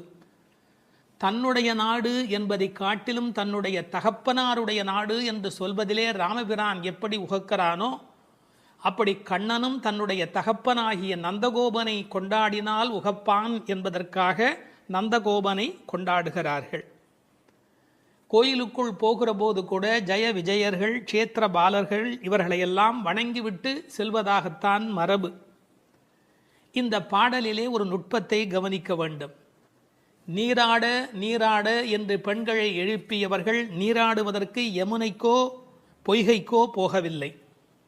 நேராக நந்தகோபருடைய திருமாளிகைக்கு வந்திருக்கிறார்கள் என்று சொன்னால், இவர்கள் நந்தகோபருடைய திருமகனோடு நிகழ்த்துகிற அந்த சம்பாதம்தான் உண்மையான நீராட்டு. இப்போது கோயில் காப்பானே என்பதற்குரிய விளக்கத்தை பார்ப்போம். திருமாளிகையை காவல் செய்து கொண்டிருப்பவனே என்பது வெளிப்படையான பொருள். ஆனால் மரபு கருதி ததீயரை முன்னிட்டே பகவானை பற்ற வேண்டும் என்று அவன் காலில் விழுகிறார்கள் என்று சொல்வார்கள். அதாவது ஆண்டவனுக்கு உரிய அணுக்கத் தொண்டர்களை நாம் மதித்தால் மட்டுமே ஆண்டவன் பிரீத்தி அடைகிறார். எனவே அவனுடைய காலிலும் விழுவதற்கு அவர்கள் தயாராக இருக்கிறார்கள். அவனுடைய மாளிகையிலே தோரண கொடி நாட்டப்பட்டிருக்கிறது, அடையாளம். அது எந்நேரத்தில் வந்தாலும் இது நந்தகோபன் திருமாளிகை என்று தெரிவதற்கு ஏற்ப தோரணமும் கொடிவாயிலும் அங்கே துலங்குகிறது. கொடி தோன்றும் வாயில் காப்பானே. கோயில் காப்பான் என்பவன் வெளிப்புறத்தினுடைய திருமாளிகையின் காவலில் இருக்கிறவன். அடுத்த மதில் வாசலில் காவலுக்கு இருக்கிறவன் வாயில் காப்பான். அவனிடத்திலும் இவர்கள் வேண்டுகிறார்கள். இதை ஒரு கற்பனையான உரையாடலாக உரை சொல்லுகிறவர்கள் பேசுவது வழக்கம். நாங்கள் காவல்காரர்கள், எங்கள் கண்ணனுக்கு யாராலே என்ன நலிவு வரும் என்று தெரியாது, அதனால் யாரையும் அனுமதிக்க முடியாது என்று அவர்கள் தயக்கம், பயம், அகாலம் காரணமாக துயில் எழுப்பவும் கூடாது என்ற எண்ணத்தினாலே அவர்கள் மறுப்பதற்கு வாய்ப்பு உண்டு. இதற்கெல்லாம் பதில் சொல்வது போல இந்த பெண்கள் பேசுவது போல உரையாடலாக உரை காண்பது என்பது வழக்கம். விஸ்வாமித்திரர் ராமனை எழுப்பவில்லையா? கௌசல்யா சுப்ரஜா ராமபூர்வா சந்தியா பிரவர்த்ததே என்று திருப்பள்ளி எழுச்சி சுப்பிரபாதம் பாடவில்லையா? அது மட்டுமல்ல, ஆழ்வாரும் பாடுகிற போது அரவணை ஆயரேரே அம்மமுன்ன துயில் எழாயே, சாப்பிடவாப்பா, அரவணை ஆயர் ஏரே அம்மமுன்ன துயில் எழாயே என்று எழுப்பினார் அல்லவா? அரங்கத்தம்மா பள்ளி எழுந்தருளாயே என்று எழுப்பவில்லையா? எனவே துயில் எழுப்புவதற்கு முன்னுதாரணங்கள் உண்டு என்று பொருள் கொள்ள வேணும். அது மட்டுமல்ல, உண்மையிலேயே உறங்குவோரை எழுப்புவது வேண்டுமானால் அபசாரமாக இருக்கலாம். ஆனால் உறங்குவது போல் யோக நித்திரை கொள்ளுகிறவரை எழுப்புவது அவர்களுக்கு உபகாரம். யார் வந்து அழைப்பார்களோ, யாராலே யாருக்கு என்ன நலிவு வருமோ, நாம் போக வேண்டி இருக்குமே என்று செவிதீட்டி பெருமாள் படுத்திருக்கிறார். அரங்கன் படுத்திருப்பதை செவிதீட்டி பெருமாள் படுத்திருக்கிறார் என்று உரை எழுதுவார்கள். யார் கூப்பிடுவார்களோ என்று காத்திருக்கிறார். அப்படி இருக்கிற போது அவனை பள்ளி எழுப்புவது உபகாரம் தானே, அபசாரம் அல்லவே. மணிக்கதவம் என்று கதவை கொண்டாடுகிறார்கள். உரையாசிரியர்கள் சொல்கிறார்கள், புகுவாரை தன் அழகாலே கால் கட்டும் கதவு. அந்த கதவை தாண்டி போகிறவர்கள் ஒரு வினாடி அதை பார்த்து ரசிக்காமல் போகவே முடியாது. மாடியிலே ரொம்ப தூரம் ஏறி போகிற இடத்திலே பெரிய கண்ணாடி வைத்திருப்பார்கள். மாடிப்படிகள் ஏறுகிற இடத்துல யாரா இருந்தாலும் நின்று ஒரு வினாடி தன் உருவத்தை பார்த்து விட்டுத்தான் போவார்கள். இது மனித உலகியல். அதுபோல் ஒரு வினாடி நிறுத்தக்கூடிய வலிமையுடைய அந்த கண்ணாடியைப் போல இந்த கண்ணாடி கதவு, அதை பார்த்தால் ஒரு வினாடி நின்று கால்கட்டும் கதவு. இந்த பெண்கள் என்ன சொல்லுகிறார்கள்? ஆயர் சிறுமியோரோமுக்கு, அதாவது வாசல் காப்பவன் சொல்லலாம், எவ்வளவு பேராலே கண்ணனுக்கு ஆபத்து தெரியுமா, அதனால் நாங்கள் காவல் காத்து கொண்டிருக்கிறோம்.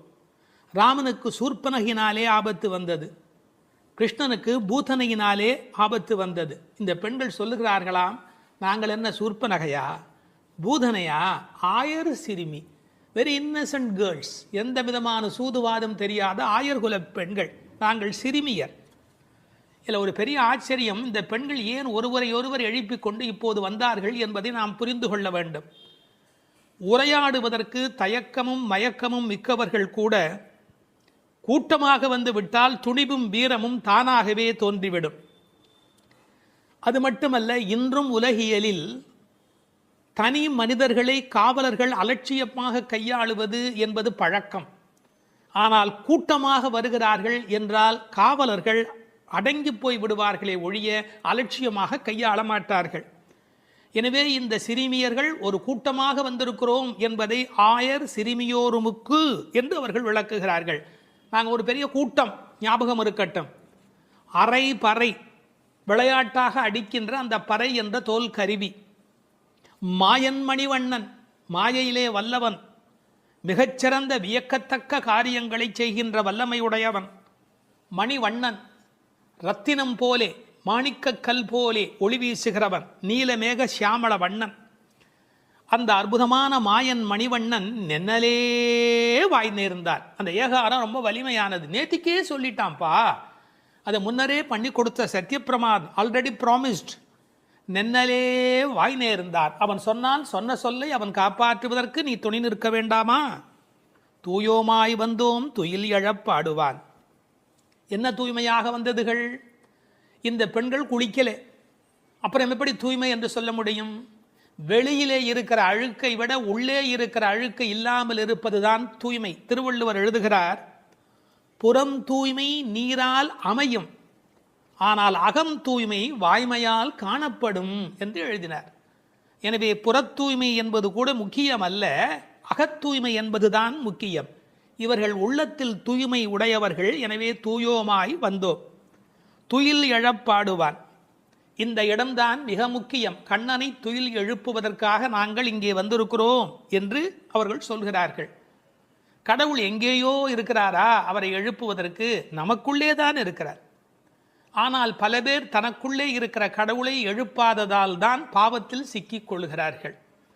எனவே கடவுளை எழுப்புதல் என்பது வெளியில் நடக்கிற காரியம் அல்ல, உள்ளே கடவுளை எழுப்புவது என்பது விழிப்புணர்வு பெற்ற பெருநிலைக்கு விளக்கமாக அமைகிறது.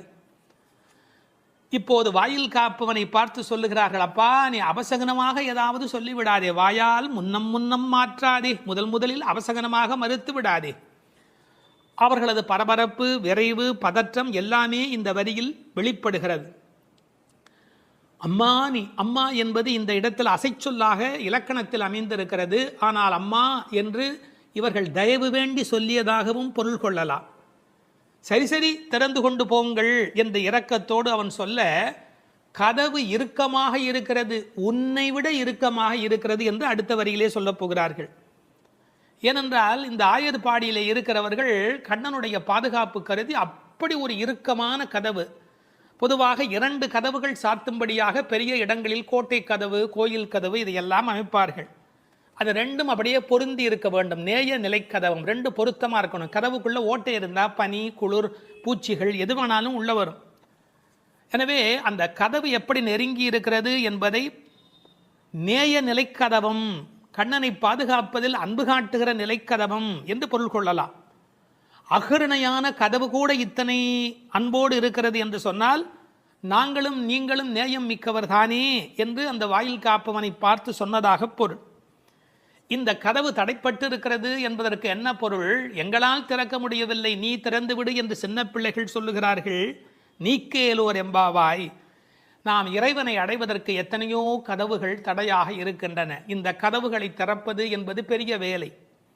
ஆணவம், கன்மம், மாயை என்கிற கதவுகள், கர்மவினை, அகங்காரம், கர்மவினையிலே பாவ புண்ணியம் என்ற 2 கதவுகள், அகங்காரம், அமகாரம், யான் எனது என்கிற 2 கதவுகள், இவையெல்லாம் நேய நிலைக்கதவம். அந்த யான் எனது அவ்வளோ டைட்டாக இருக்கும். கர்ம வினையில் பாவ புண்ணியம் அவ்வளோ டைட்டாக இருக்கும். நம்ம இறைவனை போய் சேருவதற்கு இவையெல்லாம் தடை. எனவே நேய நிலைக்கதவம் நீக்கேலோர் எம்பாவாய், இந்த இரண்டையும் எங்களுக்கு நீக்கு. கீதையிலே துவந்த நிலை என்று பேசுவான் பகவான். அதாவது ராகத்வேஷத்தோடு கூடிய நிலை பகவானை அடைவதற்கு இடையூறாக இருக்கிறது. எனவே அந்த இரண்டும் அப்படி இறுகி கிடக்கிறது. அந்த நேய நிலைக்கதவம் நீக்கு என்று வேண்டுவதாக இந்த பாசுரம் நிறைவு பெறுகிறது.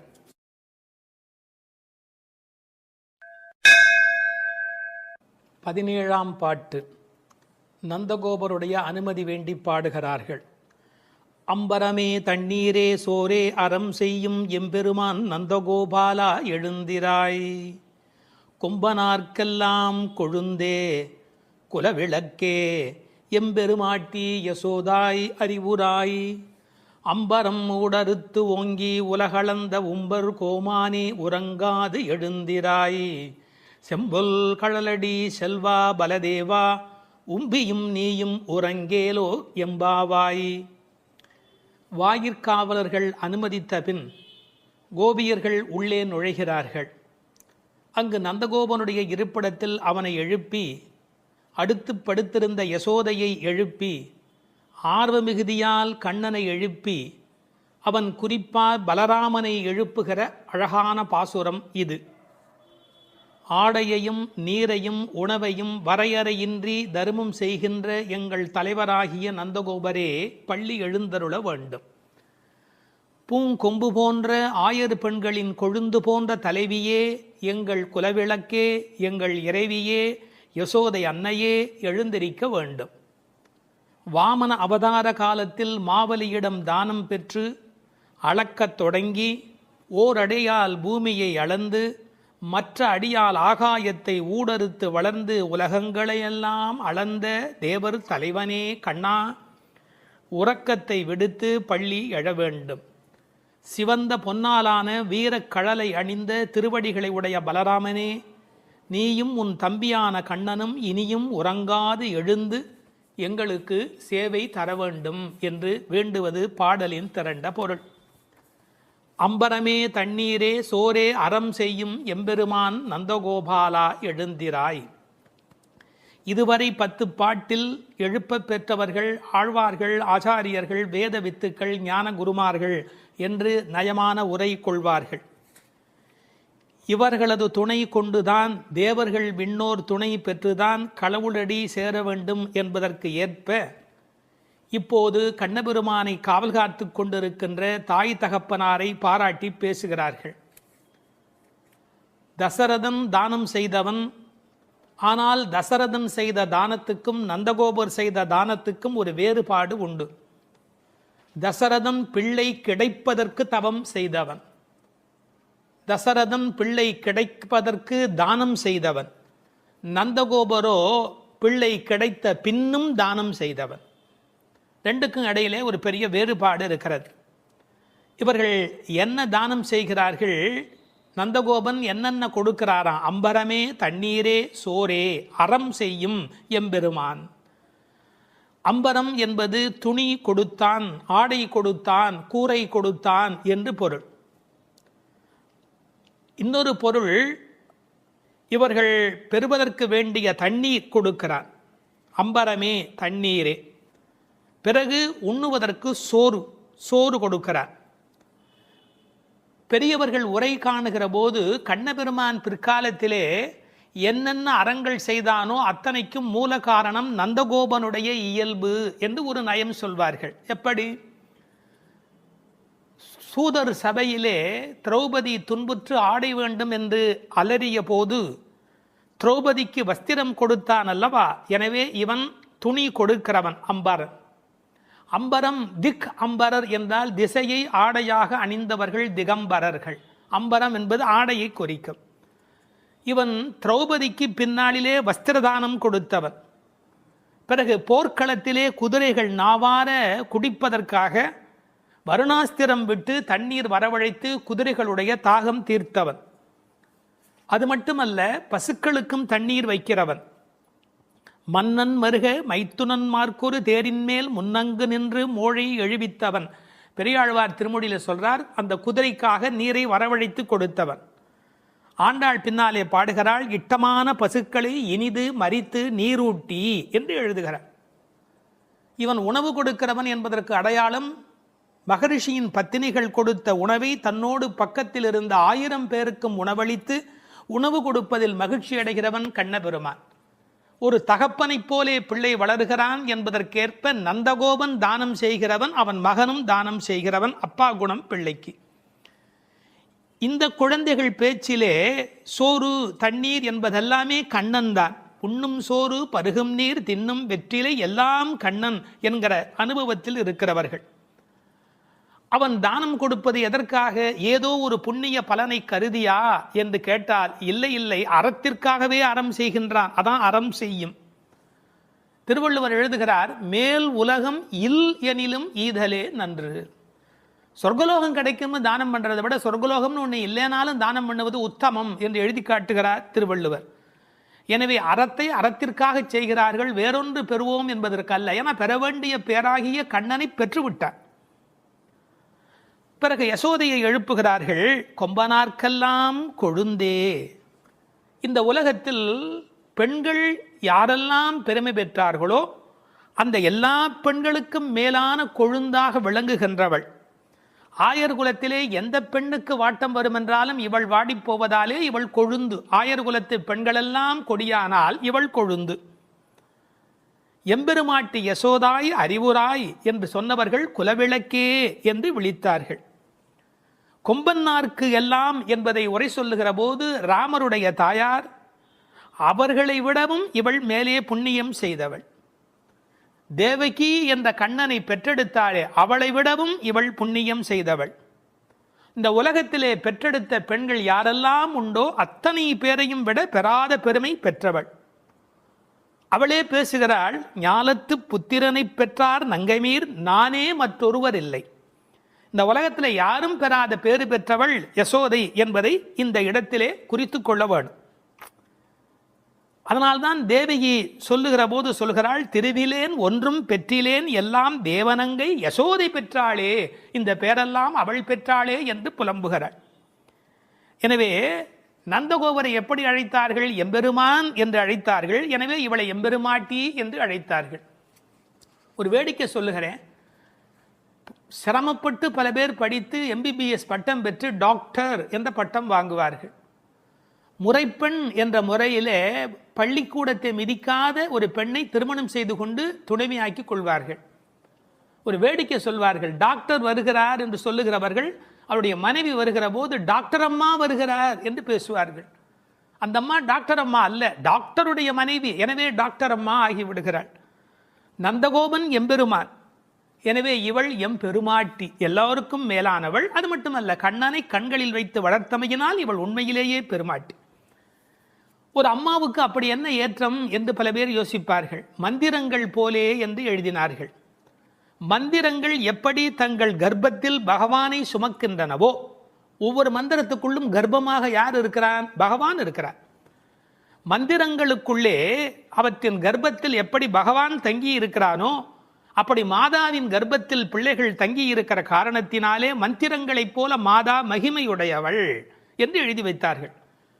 அது மட்டுமல்ல, மந்திரங்கள் இறைவனை பிடித்து வைத்திருப்பது போல கண்ணனை தன்னுடைய பிடியிலேயே வைத்திருக்கிறவள். ஆகையினாலே இவள் ஏற்றம் மிக்கவள். குலவிளக்கு, குலத்துக்கே விளக்காக விளங்குகிறவள். ஆயர் குலத்து அணிவிளக்கை வளர்த்தமையினாலே இவள் குலத்திற்கே குலவிளக்காக விளங்குகின்றவள். அம்பரம் ஊடறுத்து ஓங்கி உலகளந்த உம்பரு கோமானே. இப்போது அம்பரம் என்பது ஆகாயத்தை குறிக்கும். ஓங்கி உலகளந்த உம்பரு கோமான் என்ன செய்கிறார்? பாதங்களை மேலே கொண்டு போகிறார். வாமன அவதாரத்திலிருந்து திருவிக்கிரம அவதாரம் எடுக்கிறார். அப்போது அவருடைய பாதங்கள் நீண்டு கொண்டே போகின்றன. ஒன்மதியில் புனல் உருவி ஒரு கால் நிற்ப ஒரு காலும் காமருசீர் அவுணன் எண்மதியும் கடந்து அண்டமீது போகி இருவிசும்பின் ஊடு போய் மேலைத்தெழுந்து தன்மதியும் கதிரவனும் தவிர ஓடி தாரகை இடை புறம் தடவி அப்பால் மிக்கு மண் முழுதும் அகப்பட்டு நின்ற எந்தை மலர் புனையும் திருவடியே. இந்த அண்ட சராசரமெல்லாம் நினைந்து நிலவு சூரியன் அத்தனையும் கடந்து நட்சத்திரங்களை எல்லாம் தாண்டி கொண்டு போகிற அந்த அற்புதத்தை திருநெடுந்தாண்டகத்திலே பாடி காட்டுகிறார் ஆழ்வார் பெருமகனார். அப்படிப்பட்ட வாமன அவதாரத்தை பல இடங்களில் ஆண்டாள் கொண்டாடி இருக்கிறார். உம்பியும் நீயும் உறங்கேலோர் எம்பாவாய். ஒரு குடும்பத்துக்கு ஒருத்தர் வந்தால் இவர் கால்பட்ட நேரம் விளங்கிற்று என்று மருமகளை கொண்டாடுவார்கள். அதுபோல் பலதேவன் வந்த யோகம், அதன் காரணமாக கண்ணபெருமான் அங்கு வந்து சேர்கிறார். எனவே அவருடைய கால் நலத்தை கொண்டாடுகிறார்கள். உம்பியும் நீயும் உறங்கேல் ஓர் எம்பாவாய் என்று நந்தகோபனுடைய, யசோதையினுடைய, கண்ணபிரானுடைய, பலராமனுடைய சிறப்புகளை இந்த பாடலில் பேசுகிறார்கள். தத்துவார்த்தமாக சொல்லுகிறவர்கள் நந்தகோபர் என்பது ஆச்சாரியனையும், யசோதை என்பது திருமந்திரத்தையும், கண்ணபிரான் என்பது திருமந்திரத்தின் அர்த்தத்தையும், பலராமன் என்பது மந்திரார்த்த சாரத்தையும் குறித்தது என்று கொண்டாடுவார்கள்.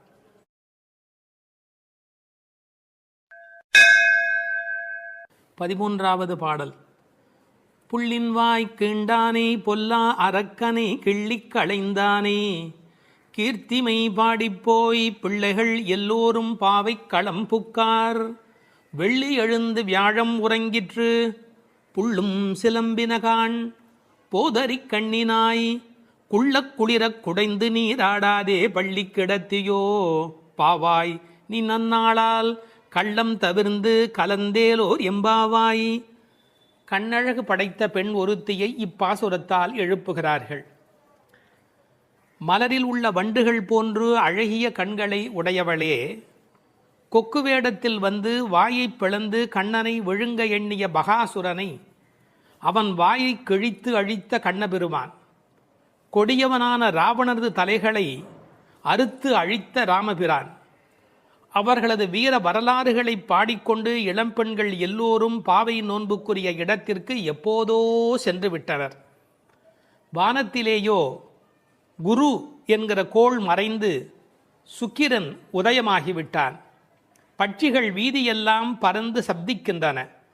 இந்த மார்கழி விடியல் விடியும் முன்பே உடல் நன்கு குளிரும்படி மடிவில் குடைந்து குடைந்து நீராட வேண்டாமா? இன்னும் படுக்கையில் சுருண்டு கிடக்கலாமா? நல்ல நாளும் அதுவுமாக இப்படி இருக்கிறாயே, அப்படி உனக்கு என்ன தனிய அனுபவம்? உன் மனதில் உள்ள கள்ளத்தனத்தை விடுத்து எங்களோடு சேர்ந்து வா என்று அழைக்கிறார்கள். இதை ரசமாக அனுபவிக்கிறவர்கள் முதல் பாடலிலே மனத்துக்கினியான் என்று ராமனை பேசிவிட்டதால் இந்த ஆயர்பாடிக்குள்ளே ஒரு பெரிய விவாத கோலாகலம் ஏற்பட்டு விட்டதாம். அதாவது சர்ச்சை. அது யாரடா அது? கண்ணனுடைய ஊரிலே வந்து ராமனுடைய கதையை பேசி கொண்டிருக்கிறார்களே என்று சில பேர், சில ஆயர்கள் கோபப்படவும், ஏன் அப்படி பேசக்கூடாதா என்று சில பேர் மறுபடியும் எதிர்ப்பக்கம் விவாதிக்கவும், ஒரு பட்டிமண்டபத்தை போலவே ஒரு விவாதம் அங்கு தொடங்கிவிட்டது என்று அனுபவிப்பார்கள். ஏனென்றால் இந்த பாடல் எப்படி வருகிறது? புள்ளின்வாய் கீண்டானி என்று கண்ணபெருமான் பகாசுரனை அழித்த கதையை சொல்லி, பிறகு பொல்லா அரக்கனை கிள்ளிக் களைந்தானே என்று ராமாவதார கதையையும் சேர்த்து பேசுகிறார்கள். அதை எப்படி சொல்லுகிறார்கள்? கண்ணனுடைய ஸ்தலத்தில் ராமனுடைய கதையா என்று ஒருவர் கேட்க, ஏன் முன்பு ராமனை பாடிய காலத்திலே நாம் கண்ணனை சேர்த்து பாடியது இல்லையா? அந்த காரணமாக வருக வருக வருக இங்கே வாமன நம்பி வருக, கரிய குடல் செவ்வவாய் முகத்து என் காகுத்த நம்பி வருக என்று ஆண்டாளே பாடியிருக்கிறாளே. எனவே ஆண்டாள் சிற்றில் சிதைத்தல் பாடுகிற காலத்தில் சீதவாய் அமுதம் உண்டாய் எங்கள் சிற்றில் சிதையேல் என்று பாடியிருக்கிறாளே. அந்த அனுபவத்தை எல்லாம் இங்கே குறிப்பிடுகிறார்கள். வருக வருக என்று ஆழ்வார் அனுபவித்ததையும், சிற்றில் சிதைக்காதே என்று ஆண்டாள் அனுபவித்ததையும் இந்த இடத்தில் மேற்கோளாக காட்டி, இந்த அயோத்தியிலே ராமபெருமானுடைய புகழை பேசுவது போல ஆயர்பாடியில் கண்ணன் புகழ்தான் பேச வேண்டும் என்ற கட்டாயம் இல்லை, இடம் மாறி பேசினாலும் ஒன்றும் தவறு இல்லை என்று ஒப்பந்தமாயிற்று என்று இதை வேறு ஒரு கோணத்திலே பேசுவார்கள். தீவிர பற்று உடையவர்கள் எப்போதும் இது போன்ற பிரச்சனைகளில் ஈடுபடுவது என்பது தவிர்க்க முடியாதது. புள்ளின்வாய் கீண்டானே பொல்லா அரக்கனை கிள்ளிக் களைந்தானே. பறவை வடிவத்திலே வந்தவனை அவன் அழித்தவன். பள்ளத்தில் மேயும் பறவை உருக்கொண்டு கள்ளாசுரன் வருவானை தான் கண்டு புள்ளிதுவென்று பொதுக்கோ வாய்க்கின்றான். அப்படியே வாய்க்கிண்டிட்டான், அப்படியே கிழித்து எறிந்து விட்டான். அப்படி அழித்த வரலாற்றை சொன்னவர்கள் பொல்லா அரக்கனை கிள்ளிக்களைந்தானே என்று ராவணனை கொன்றதை பேசுகிறார்கள். இந்த எழுப்புகிற பெண்கள் இந்த பாடலை எல்லாம் கருத்தை எல்லாம் சொல்லி எழுப்புகிறார்கள். உரை கண்டவர்கள் கேட்டார்கள், பொல்லா அரக்கன் என்று ராவணனை குறிப்பிட்டால் நல்ல அரக்கன் உண்டோ? என்ன நயம் பாருங்கள். உண்டு. அரக்கர் குலத்தில் பிறந்தாலும் விபீஷணன் நல்ல அரக்கன், ராவணனோ பொல்லா அரக்கன். அவனோடு பெரிதாக போர் செய்தார் என்று சொல்ல முடியாதான், கிள்ளி களைந்தானே. தமிழில் ஒரு பழக்கம் உண்டு, யாராவது ரொம்ப அலட்சியமாக நினைச்சா என்ன கிள்ளுக்கிறேன்னு நினைச்சுக்கிட்டியா என்று கேட்பார்கள். அப்படி ராவனுடைய தலைகளை ராமன் கிள்ளினானான், கிள்ளி களைந்தானே. அதுக்கு வேற ஒரு பொருள் உண்டு. தன்முனைப்பு உள்ளவர்கள் பரமாத்மாவால் அழிக்கப்படுவார்கள் என்கிற அந்த உணர்வு 10 தலை ஒருவருக்கு உண்டு என்ற கதையை அப்படியே எடுத்துக்கொள்வதை விட, பன்முகமாக ஆசை தலிவிரித்து ஆடுகிற போது ஒருமுகமுடைய பரமாத்மா மனதை நாம் ஒருமுகப்படுத்தினால் நமக்கு உள்ளே இருக்கிற பன்முகம் அழிந்து போகும் என்று உருவகமாக எடுத்துக்கொண்டு அனுபவிப்பவர்களும் உண்டு. இப்படி ராவணனை அழித்த வரலாற்றை பேசி கீர்த்திமை பாடிப்போய் பிள்ளைகள் எல்லோரும் பாவை களம் புக்கார். இந்த நெல் பயிரிடுகிற இடத்துக்கு நெற்களம் என்று பெயர். அதுபோல் பாவை நோன்பு நோற்கிற இடத்துக்கு பாவைக்களம் என்று பெயர். யாருடைய புகழை பாடுகிறார்கள்? கீர்த்திமை பாடி, ராமன் கண்ணன் இருவருடைய புகழையும் பாடி, கீர்த்தி புகழை பாடி, பிள்ளைகள் எல்லோரும் சின்ன குழந்தைகளாகிய பெண் பிள்ளைகள் எல்லாரும் சேர்ந்து பாவைக்களம் புக்கார். அவங்கெல்லாம் நோன்பு நோக்கிற இடத்துக்கு போய்விட்டார்கள், நான் மட்டும் உனக்காக இங்கே நின்று கொண்டிருக்கிறேன், சீக்கிரம் வாடி என்பது போல் பேசுகிறார். இப்போது பொழுது விடிந்து விட்டது என்பதில் அடையாளம் ரொம்ப நுட்பமான ஒரு அடையாளம். வெள்ளி எழுந்து வியாழம் உறங்கிற்று. அதாவது வெள்ளிக்கிழமை தோன்றிவிட்டது, வியாழக்கிழமை முடிந்து விட்டது இல்லை, குரு ஹோரை போய்விட்டது, சுக்கிரஹோரை தொடங்கிவிட்டது. அது இன்னொரு கோணம். வானியலை பற்றி நன்கு ஆய்வு செய்தவர்கள் ஒரு குறிப்பிட்ட காலத்திலே சுக்கிரனுடைய எழுச்சியும் வியாழனுடைய அந்த இறங்கு முகமும் ஒன்றாக நடக்கும் என்று குறிப்பிடுகிறார்கள். சுஜாதா அவர்கள் இதை வைத்துக்கொண்டு கிபி 885 என்று உறுதி செய்ய முடியும் என்று ஒரு கட்டுரையிலே எழுதியிருக்கிறார்கள்.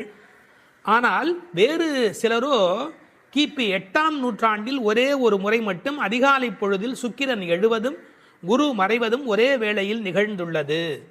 அது முழு நிலவு நாள், பௌர்ணமி. அந்த நாள் அப்படியே குறிப்பிடுகிறார்கள். அந்நாள் கிபி 731 டிசம்பர் 18 காலை 3:30 முதல் 4 மணி. இதனை அடி ஒற்றி ஆண்டாள் பிறந்தது கிபி 716 ஆடிப்பூரம் என்று கணக்கிட்டிருக்கிறார்.